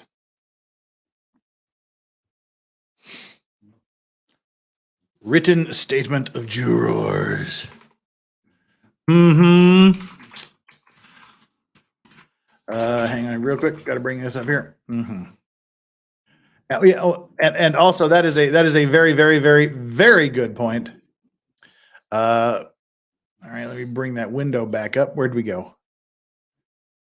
Eric Wolfrick mentioned it, but before that, Scott Hamilton says 248 years ago today, the Marine Corps was formed at Tun Tavern. Yes, a bunch of dudes are sitting around getting drunk, getting a little bit of a fight, and formed the United States Marine Corps in a bar 248 years ago today. Tun Tavern. There you go. Cheers to that. Hoorah. Semper Fidelis. There we go. Semper Fi, peeps. All right, let's get on to the written statements of jurors. The jurors. It's always the jurors, isn't it? There we go. Scrolling. Juror 193.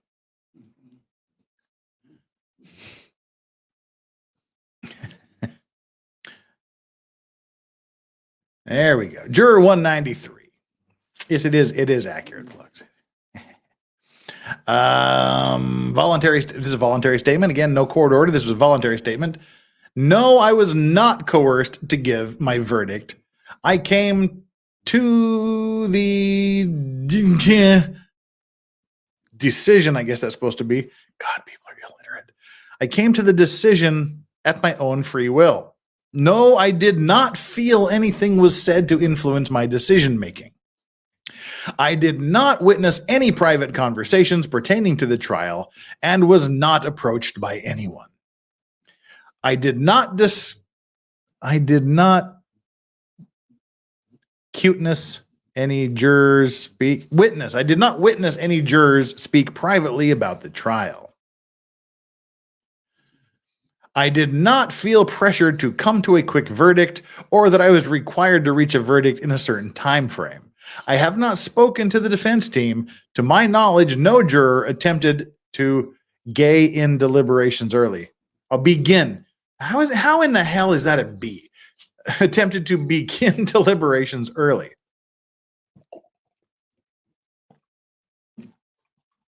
Juror 254.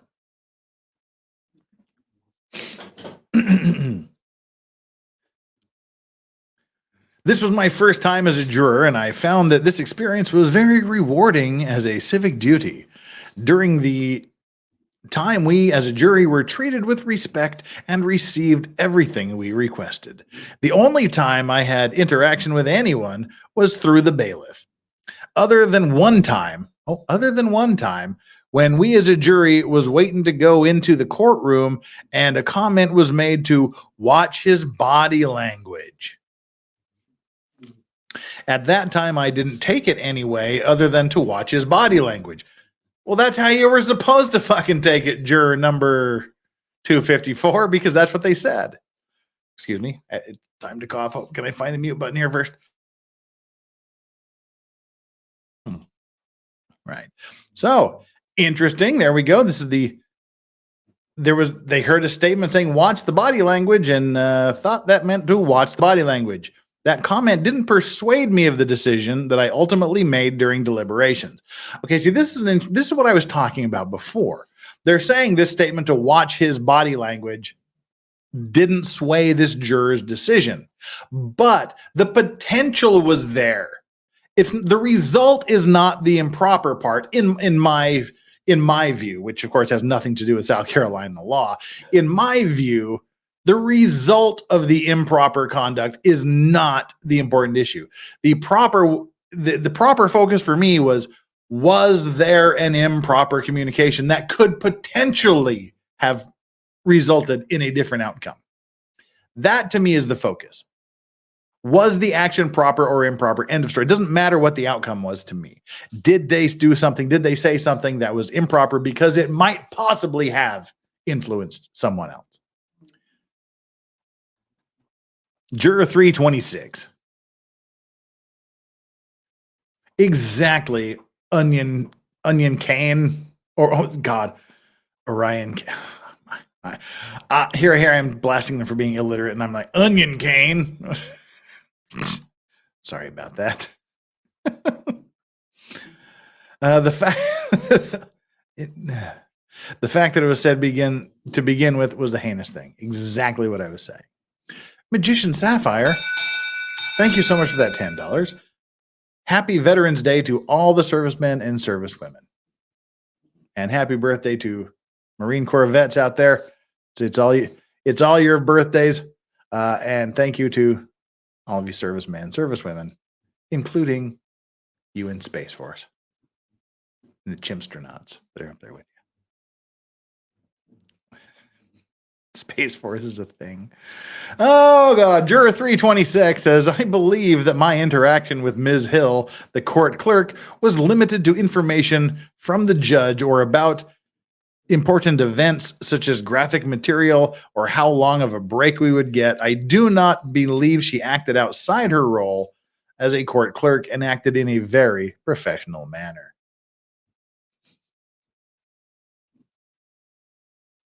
Juror 530. Juror 530. Oh, Dawn of my Requiem. I like that name. That's good. I don't understand how you can say it didn't sway me. You can't know how you would have perceived things differently. Even minor things change your mind.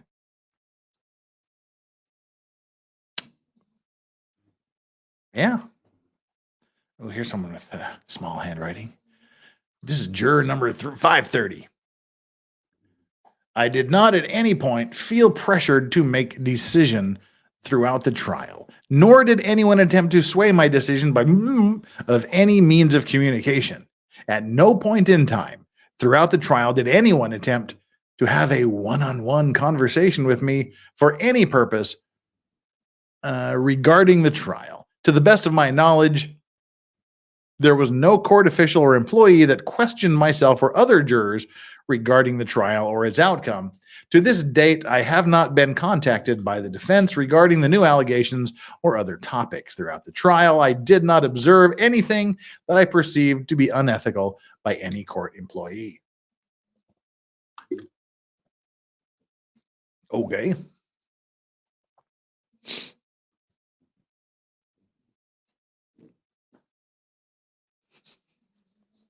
I'm sorry, Daily Quick Bites.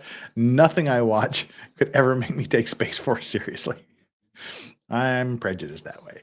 Juror 544 in another voluntary statement here to the SLED department says, oh, okay, here we go. I hope this is a female. This is very female writing. While on the jury, Ms. Hill never made me feel as though she was trying to sway me either way, innocent or guilty. Ms. Hill spoke to us as a group in regards to what type of things we would like for snacks, breakfast, and lunch. Ms. Hill mentioned if we were sequestered that we would be staying at a hotel and we would be given time to gather our things to stay at the hotel. She also stated that an agent or officer would be with us the entire time. I felt she stated this to us as trying to keep us informed of what may or could happen. I was never made to feel pressured to say or do anything by anyone, court employees, or co-jurors. I never witnessed any jurors going into a room alone with Ms. Hill. They were probably in the other room, says Porcelain Thunder. Yeah. See, that's the thing. They've split these jurors up into two groups. Which did they only... which group is saying what? I think that's an important thing, I think. Juror 572 in a voluntary statement. Appears to be another female, just judging purely off the handwriting. No, I was not coerced to give any answers. He or she, presumably a she, spelled coerced wrong, so they're smart. No, I was not coerced to give any answers. My decision was of my own, and no court employee influenced my decision. I did not have any private conversation other than myself talking to Ms. Becky Hill about me not using the stairs because of my knee injury. I did not witness any private conversation amongst the other jurors. I did not hear or witness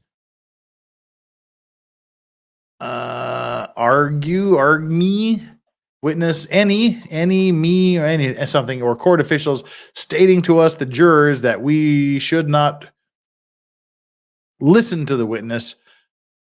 Our court, what the hell? This is like the best worst handwriting. It's like really good handwriting, but it's damn hard to read. That we should, the court official stating to us, the jurors, that we should not listen to the witness, or it shouldn't take long, etc. No one made me feel that I had to arrive to a quick verdict, and if I didn't, I or the jurors would not be able to leave. No one from the defense team ever reached out to me pertaining to the Murdaugh trial. Myra, the juror that was ejected from the trial, stated one morning in the van that her husband told her we were going to Moselle, and we told her no discussions. Okay.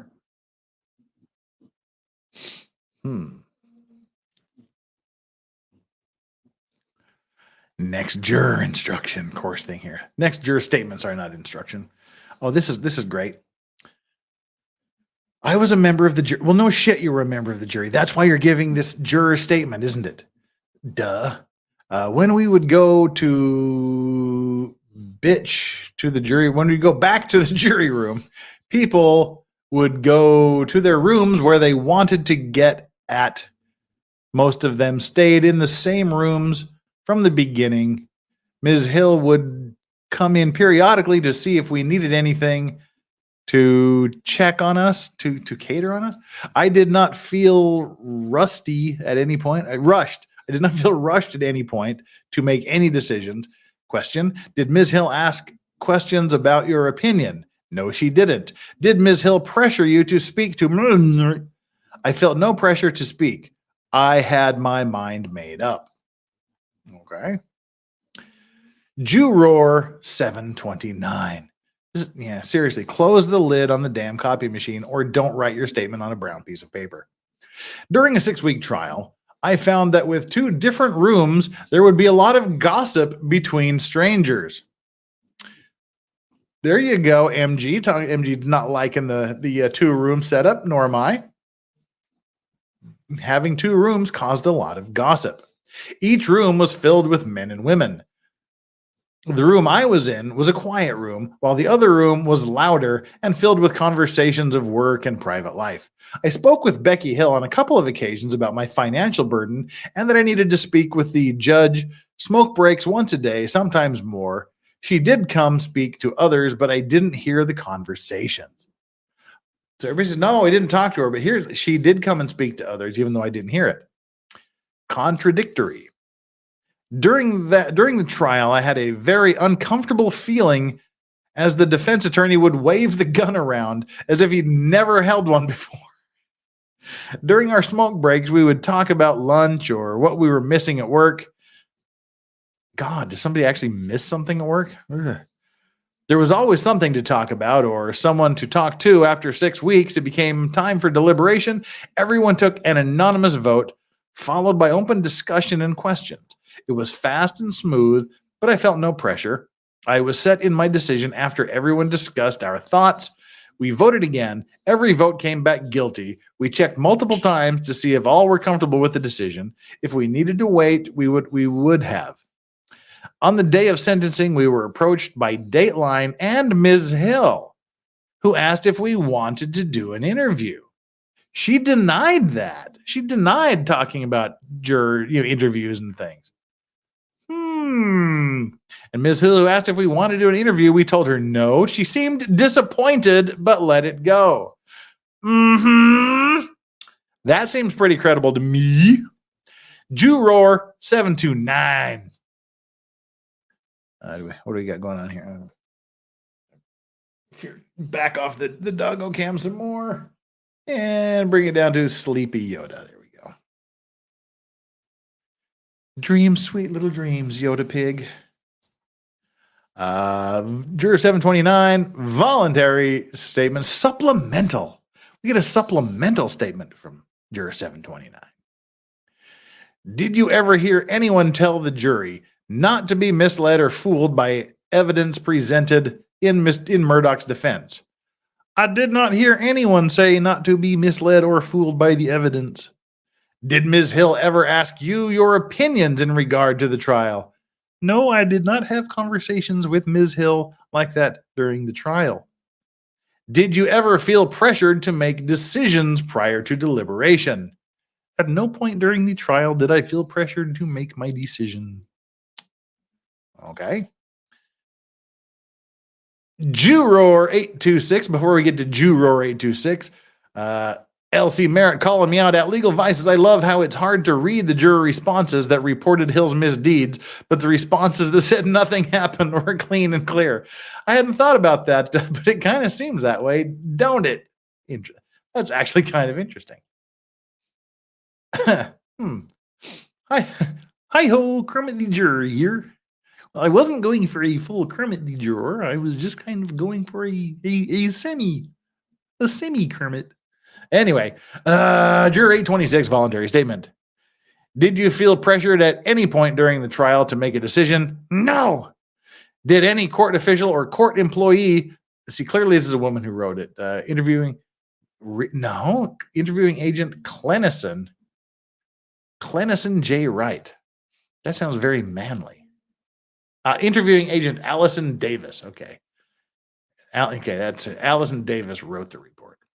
Clearly. Did you feel pressure at any point during the trial to make a decision? No. Did any court official or court employee persuade you or any other juror one way or another as it pertains to guilt or innocence? No. Did any court official or court employee have a one-on-one conversation with you or any of the jurors? No. Did anyone attempt to contact you after the trial regarding the trial? No, except for the media. Did you see anything during the trial that you perceived to be inappropriate or unethical? No, not that I recall. Juror 826 supplemental. Did any court official or court employee question you or any juror prior to deliberation about decisions of the jurors regarding guilt or innocence of the defendant? No, not that I am aware of. There you go. 864 Juror 864 voluntary statement. Coming to the end of our this is some egregious handwriting here. This is coming close to my own handwriting. So I can probably actually read this a little better than some of the other cleaner versions, because just a little messier than this. A little more disjointed in this, and then we're approaching my handwriting. No one pressured me to make my decision of guilty. No one influenced me to make any decision or said anything to cause me to convict a guilty verdict. I did not have or witness anyone hearing a private conversation about the case. I was not told that I would not be able to leave until I made a decision. No one from the defense ever called or came by my house. I did hear Mariah say we are going to Moselle. Seriously, odd that I can read that easier than some of the clear ones, because my handwriting is shit. Now let's look at some of the statements from court staff. Those were some of the jurors' statements. Let's look at the court staff statements. What do they have to say about all this? There's some very nice handwriting. And this is from Laura C. Hayes. Okay. I, Laura C. Hayes, understand I do not have to say anything, and I volunteer the following information of my own free will for whatever purposes it may serve. I can read and write and completed the 12th grade in school. I do not have any personal knowledge of any contact between Ms. Rebecca Hill and the jury during the Murdaugh trial. My job as deputy clerk was mainly to gather lunch orders and deliver lunch to jury and others. I personally had no contact with the jurors other than delivering their lunch and making sure they had what they ordered. I spent the majority of my time in my office in family court and had no contact with the trial or any matters. I thought it said mattress. And I was like, well, that's kind of weird. And the trial or any matters pertaining to the trial. And this is from Lori Lynn Weiss. I, Lori Lynn Weiss, did all this stuff. I graduated 12th grade. I did not observe Miss Hill or any court employee speak with any jurors during the course of the Murdaugh trial except the bailiff that was assigned to them. I was asked to look through social media for a post regarding a juror speaking out. None was found. An apology post that may or may not have been associated was located and given to Ms. Hill. Ah, she was the one, Lori Lynn Weiss. She was the one that Becky Hill sent back to find this non-existent post. You poor, poor girl. You may have been used. Willard H. Polk Jr. also graduated 12th grade. During the Alex Murdaugh trial, I served as the jury coordinator. My responsibilities consisted mainly as being the primary interface between the jurors and court officials, like any medical or personal issues, etc. In my jury coordinator position, I did not personally hear anyone interface with, that's a weird phrase to use, didn't hear anyone interface with and try to influence the jurors. I did not hear the clerk of the court, Rebecca Hill, try to influence the jurors. My jury responsibilities kept me busy, and I didn't hear anyone try to influence them. This trial was very important for Alex Murdaugh, well, you think? And the Colleton County Courthouse, so I tried to keep everything professional and problem-free. The jurors became like family after being together for 6 weeks. I have not seen or talked to any of the jurors since the trial. Oh, it's so family-like. Nobody, just it's exactly family-like. You just go away and you never talk to them. Yes, Burning Sensation says want young folks not to write in cursive. Ooh, it's the supplemental. Did you ever hear any court officials / clerk of the court tell the juror not to be misled or fooled by evidence presented in Mr. Murdaugh's defense? I do not have knowledge of anyone asking the above question. Did you ever get told by jury members or hear anyone tell the jury members from the outset of the deliberations that it shouldn't take them long? I did not hear anyone ask a juror the above question. Did you ever observe Ms. Hill speaking with jurors privately? I did not, except for 2 issues. In other words, yes, I did on 2 occasions. One was a personal female issue, and one was a child support issue with a male juror. I was present with her for both of these issues. These occasions was at the very beginning of the trial week. Were the jurors allowed smoke breaks once deliberation started? Yes or no? I did not take the jurors on smoke break once deliberation started. This has always been the policy since I began working with juries. Whip. Oh, it's the initials. WHP. That's an interesting one. Huh. Yeah, so the answer is yes. Exactly, Mexican Vader.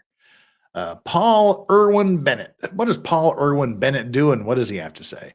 He's also completed 12 grades in school.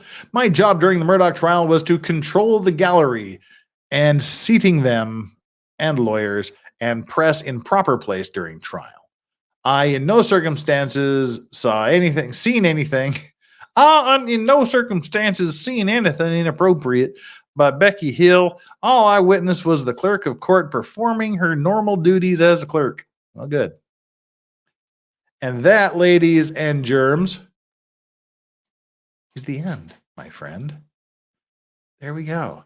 That's it.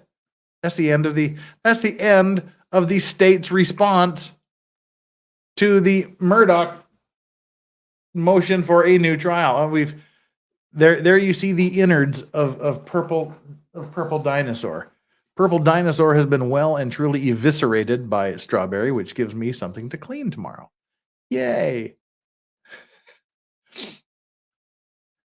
So yes, jurors weren't allowed smoke breaks during deliberations. It seems they were. They said that they didn't ask for them, but it's always been the policy to give them. So, oh, hey, what do you got there? What do you got there? Chill out, Yoda. Hi, Yoda. Dinosaurs are extinct again.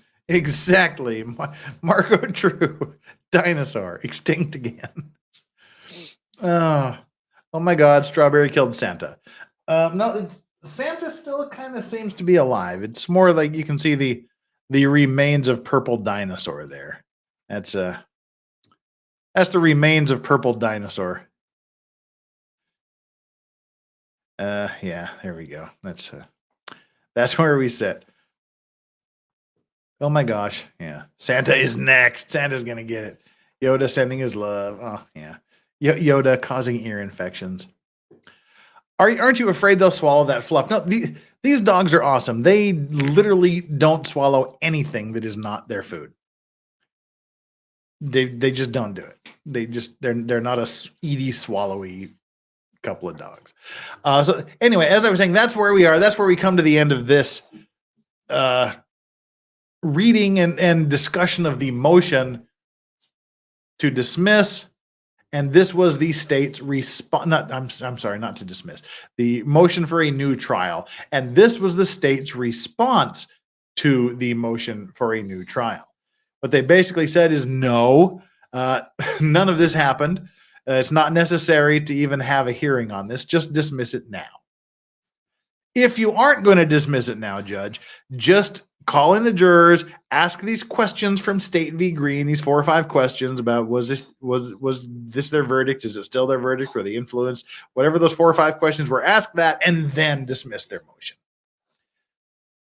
It's up to the judge to decide what to do next, whether to dismiss the motion for a new trial, whether to set it for a hearing, and then if it is set for a hearing, how to decide later. But the thing we're going to be talking about next week is the defense's motion to the Supreme Court of South Carolina to have the judge removed from the case. Big reasons. He's a witness. There's a very good chance he would be a witness because he overheard Becky Hill allegedly telling this juror other stuff.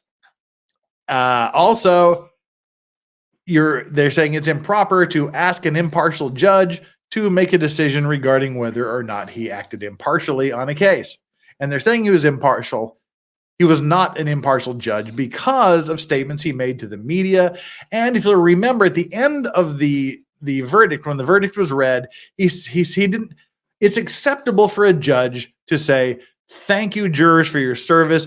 You worked hard. You deliberated this. You came to your decision. Thank you very much for your service. We deeply, deeply appreciate it." But what this judge did was said, after looking at all of this, you clearly came to the correct conclusion. He showed his bias. He showed that he thought the person was guilty. Judges are not supposed to do that. Judges are not supposed to comment on whether or not jurors came to the right decision, et cetera, et cetera. He did that not only in court when he said, you know, you came to the proper conclusion, but he also did this when he was on some talk shows and some podcasts after. You know, he kept saying things like they reached the right decision, the things that Murdaugh had done, et cetera, et cetera. So they're saying he's demonstrated he's not impartial. And so an impartial judge is being asked to decide whether or not he acted impartially. So we'll talk more about that motion next Wednesday. Really quick, in a nutshell again, Monday is Maritime Monday, the 48th anniversary of the sinking of the Edmund Fitzgerald. Tuesday will be a big update on YNW Melly. Go watch the short I put up earlier today. The entire jury pool has been dismissed. They're going back to square one in the YNW Melly trial because the defense made a legal error, and then the defense made the motion to remove the entire jury panel based on a mistake that they made. So it's not like the defense made a mistake, and the prosecutors said, the defense made a motion, we have to stop this. The defense made the legal error, and then the defense said, because we made this legal error, we have to dismiss the jurors. And the judge said, yep, you're right. And so they did. They're back to square one. Yeah. So we'll talk about that on Tuesday. Wednesday, more Alex Murdaugh, talking about the judge being recused, that motion. Next Thursday will be one of the last few O.J. Simpson review streams that Chandler Remington and I do before we start a new trial. Next Friday will be Fuck It Friday. Hopefully we'll have a good panel of guests. You throw all of your money at me. I drink $100 shots, and we just get liquored up and have a hell of a good panel discussion. We had bikinis. We had OnlyFans models. We had No Tie Branca. We had a bunch of shit going on last month. It was kind of fun. We'll see how it goes this time. All right, that wraps up the show for today. And it's Friday. It's time for everybody to enjoy your holiday if you're in the States, to go to sleep if you're anywhere in my neck of the woods, and to complete your workday and have a nice Friday afternoon and evening if you're somewhere in Europe. No! Stop that. Just because I said OnlyFans model doesn't mean you have to go doing that, Yoda. Jeebus. And we'll probably have Jasmine Jafar back on the next Fuck It Friday if she's available, because she's smart. She's a lawyer turned OnlyFans model, so she has a very, very interesting perspective on a lot of things. She was here for a bit. Well, we're going to try to have her back. Why? Because she's hot, and she's an OnlyFans model, and, hey, drama. So that's what we're here for. All right, folks. Anything else we need to talk about before we wrap this up? We are officially done. Let's look at how our poll ended. Our poll ended with, again, we stuck solid. 86% of you said new trial. 14% of you said, nope, don't need to go the new trial route. That's where we started. That's where we ended, with 746 votes. We've got 500 of you here and remaining. Let's see if there's somewhere we can send you afterwards here. Let me go into ye oldie studio. YouTube studio. Oh, hey, we picked up 3 more subscribers. That's awesome. Hey, congratulations, and thank you for taking a risk. Thank you for putting your subscription on the line here. I hope I won't disappoint you. I will do my best to keep you entertained and informed, and occasionally if you accidentally happen to learn something, it's not my fault. That was never my intention. We're just here to have fun, to dick around, and just to talk about law stuff. All right, we are going to customization. Redirect. Who gets redirected to? Huh. What do you know? It seems that nobody's streaming. Nobody that I can see is streaming, so whatevs. All right, everybody. I got a few minutes. We can kick this around for a little bit if you want. I'm pro hot OnlyFans models. Well, were you here for the fucking Friday with Jasmine Jafar we had last time? If you're not, go back, scroll a couple of weeks ago through my live feeds. You'll find the F at Friday. Jasmine Jafar was on. We really do appreciate every single one for our Jeff. Oh, and your Jeff appreciates everything from you. Joe Choi, again, for those of you just joining us and don't know, she's responsible for the dinosaur and Santa that are being disemboweled on camera in front of all of you. Jafar was pretty, yes, she is. Thanks for this. I was so mad when I saw the state's response and needed to go over it. Well, here we are, Danielle. That's what we do. Thank you, Danielle, for joining us for that. Bikini around. Yeah, we had some bikini in there at the end. MG Law brokered a hell of a deal with one of the guests, and let's go, Brandon. Congratulations to MG Law, and Lady Law was on the other end of the negotiating table, so that was fun. We get into some really weird lawyerly based. Hey, stop causing ear infections, Dougie. Hey, you know, no, squeak.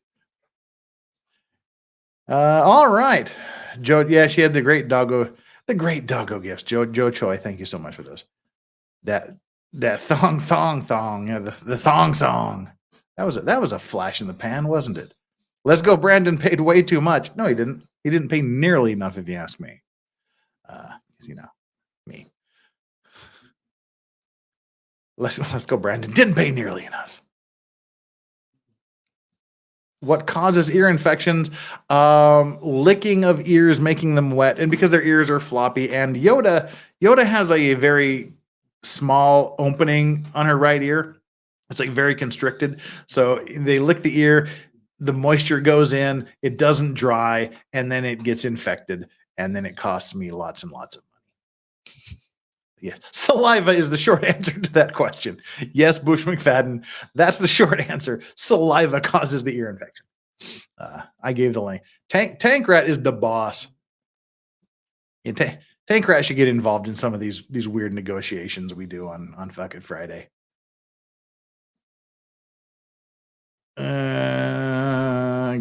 Guess they can't bend to scratch their ear holes either. Yeah, no, when their ears itch, you can tell because they're like scratching their side. That's as far as their legs go. Oh hell. Any other questions you guys have? Anything else you want to talk about before we moved on? Are we going to be dumped on today? No, there's really nothing going on. So we'll just kind of send you out into the wild and see where you end up. Gonna have trial withdrawal. That I don't think there was really any question whether or not Maya Kowalski was going to win. I think that just the question was how much was it going to cost Johns Hopkins, and sweet baby Jesus, it cost them a lot of money. What was the number? It was close to $250 million that they're paying out to Maya Kowalski's family for the absolutely horrific things they did to that girl and their family. It's $261 million. That's a chunk of fucking money. The insurance company is going to pay for a majority of that, but about 50 million of that has to come straight out of Johns Hopkins' back pocket. Oof. Yeah, that was an amazing verdict. Loved it. There's going to be some trial coming along. It's going to be so long before Millie goes to trial that we'll do something in the meantime. Don't worry about that. This is Maya Kowalski. There's a Netflix special taking care of Maya. She had complex regional pain syndrome. Was that what it was? CRPS. They thought it was Munchausen's by proxy. They thought her mother was causing these problems. They thought it was all psychological, psychosomatic. They basically held her prisoner in the hospital, prevented her family from seeing her until Child Protective Services could come and take custody over her, and they blocked the mother from having anything to do with her. They fed into this belief that it was the mother that was doing this to her. It was just an insane thing. She was 11 years old. The hospital, without talking to the parents, without talking to the court, without talking to the court appointed guardian ad litem, stripping this 11-year-old girl naked and taking pictures of her body, like forcibly while she's crying and struggling to break free. They're not letting her see her mother, who's a devout Catholic. They weren't letting her take communion. They were throwing the blessed communion host in the garbage. They wouldn't let her talk to other children. They wouldn't let her talk to her mother on the phone. And it got to the point eventually where they went into trial one day. The mother was told again, she asked if she could hug her daughter at the end of the hearing. The judge said no. The mother went out the next day and killed herself. She said that her daughter is going to be held prisoner as long as she's around, as long as she's alive. It's her fault. This is, her daughter is being held. So the quickest way to resolve this is if she deletes herself, and she did. And then it's continued. And at the end of the day, they found that she was falsely imprisoned, that the hospital intentionally inflicted emotional damage on her mother, on her family, and a long ass litany of problems. And eventually they awarded the family $261 million. Bunches of lawyers. The lawyer has been covering it. Megan Fox has been covering it. Rob from Law and Lumber has been following it. A lot of people have been following the trial. I didn't, because I thought we were going to be covering Mally, but I was wrong. But yeah, that was a hell of a rough trial to get through. All righty, folks. Oh, yeah, something about one of the moms saying, "I'll be your mom now." Oh, and this creepy woman was, I mean, this is a woman who suffers from, the girl who suffered from like CRPS, like touching her would cause her excruciating pain. And this woman was making her sit on her lap, was touching her and kissing her head and doing all these weird things that normally you would call SA of a child. An absolute horrific trial. Ugh. Kurt covered it. Yeah, okay. I guess Kurt covered it too. I didn't know that. Yeah, I think I did. Yeah, wouldn't let her hug her daughter. She felt she had to do what she did to get her daughter out of the hospital. She gave her life to save her child, and it's opened the door for other families. Yeah, they proved in court a few women in power colluded to kidnap Maya when she was 11 years old. Everyone under these women went along. No one ever questioned these women, and it showed. Yeah, and there was this one of the associated hospitals had diagnosed 70 people with Munchausen's by proxy, which is their primary caretaker, whether it's a nurse or a mother, was causing these symptoms, rather than possibly it's an exceptionally rare disease, but 70 people were diagnosed with. It was a shitty thing all the way around. And it was a long trial. It was a long, painful, emotionally draining trial. Yeah, she put her on her lap, hugging and kissing her and telling her how bad her mommy is, and she was going to be her mommy. Ugh. It was horrible. Yeah, Beatty. There was Kathy Beatty was her name. And Kathy Beatty had already previously settled for $2.5 million. So if you add that in, they're at right around $264 million total. Yeah, 70 cases of Munchausen in a country is a lot. In one hospital, yeah, no flags went up. We could talk about this case forever, but Megan Fox does a great job with this. She was the one I watched. I hung out with her quite a bit, as much as I could during the trial. I believe firmly they got a kickback from adoption fees from, well, and they kickbacks from big pharma for the medicines they were using. It's just a disgusting case.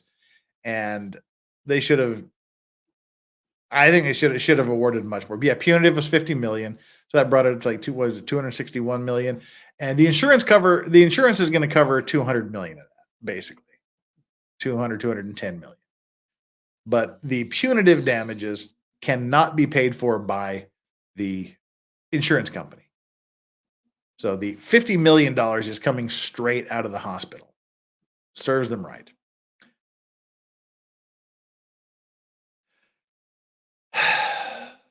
It was rough, but all right, that's where we are. Those are some of the things we've discussed. We're coming up on the 2-hour 30-minute mark, so I think this is a good place. This is a good place to call it a day. What toys do the pups can't destroy? The hard things like those yak milk bars, like bone, but don't send bone. Don't send like actual bones, because as we found out with Joy, anything that like has animal product in it, like dog food and bones and things, will get flagged. Like the yak milk bars, I can get those. But basically hard toys, Kong ball, like anything hard rubber, hard plastic. They're big chompers and chewers. Cloth things just go the way of the world real quick. Rope, like the legs here, will last forever. Rope, hard toys. Yeah, do not send dog treats. We learned that. It cost Joe Choi a shit ton of money to send them. It cost me a shit ton of money to receive them and destroy them because they had animal products in them and they hadn't gone through all the quarantine shit. My bulldog loves the Benabone. I don't know what the Benabone products are. I've just recently discovered the yak milk things. Benabone. I'm going to type that up right now and look at it. Benabone. Oh yeah. Okay. Yeah, that's there's one of those like over here on the other side of me. Yeah, those are good and last quite a while. All right, ladies, gentlemen, and Bush McFadden, we're so glad you're here and we're so glad you stuck around. But it is now 1:30 a.m. Time for me to tuck in and take a little sleep here. Just wanted to say thanks to all of you mods. As always, you guys are the best. You're the greatest. You're the moddiest mods that ever modded, and I love you for it. Chat, you are a cut above the rest. You are the greatest chat on the entire internet, hands down. All 428 of you that are still here, thank you so much for sticking through this with us. Joe Choi ends the day being the Vice Racks of the day with the largest single super chat of the evening of Great British pounds, Great Britain pounds, 50 of them, 50 pounds. Thank you so much for that. And the rest of you, thank you so much for your support. And even those of you that do not super chat, cannot super chat, don't want to super chat, whatever, thank you for your support by being here, commenting in chat, hanging out with other chat people while I read through all this stuff. They love tug of war toys.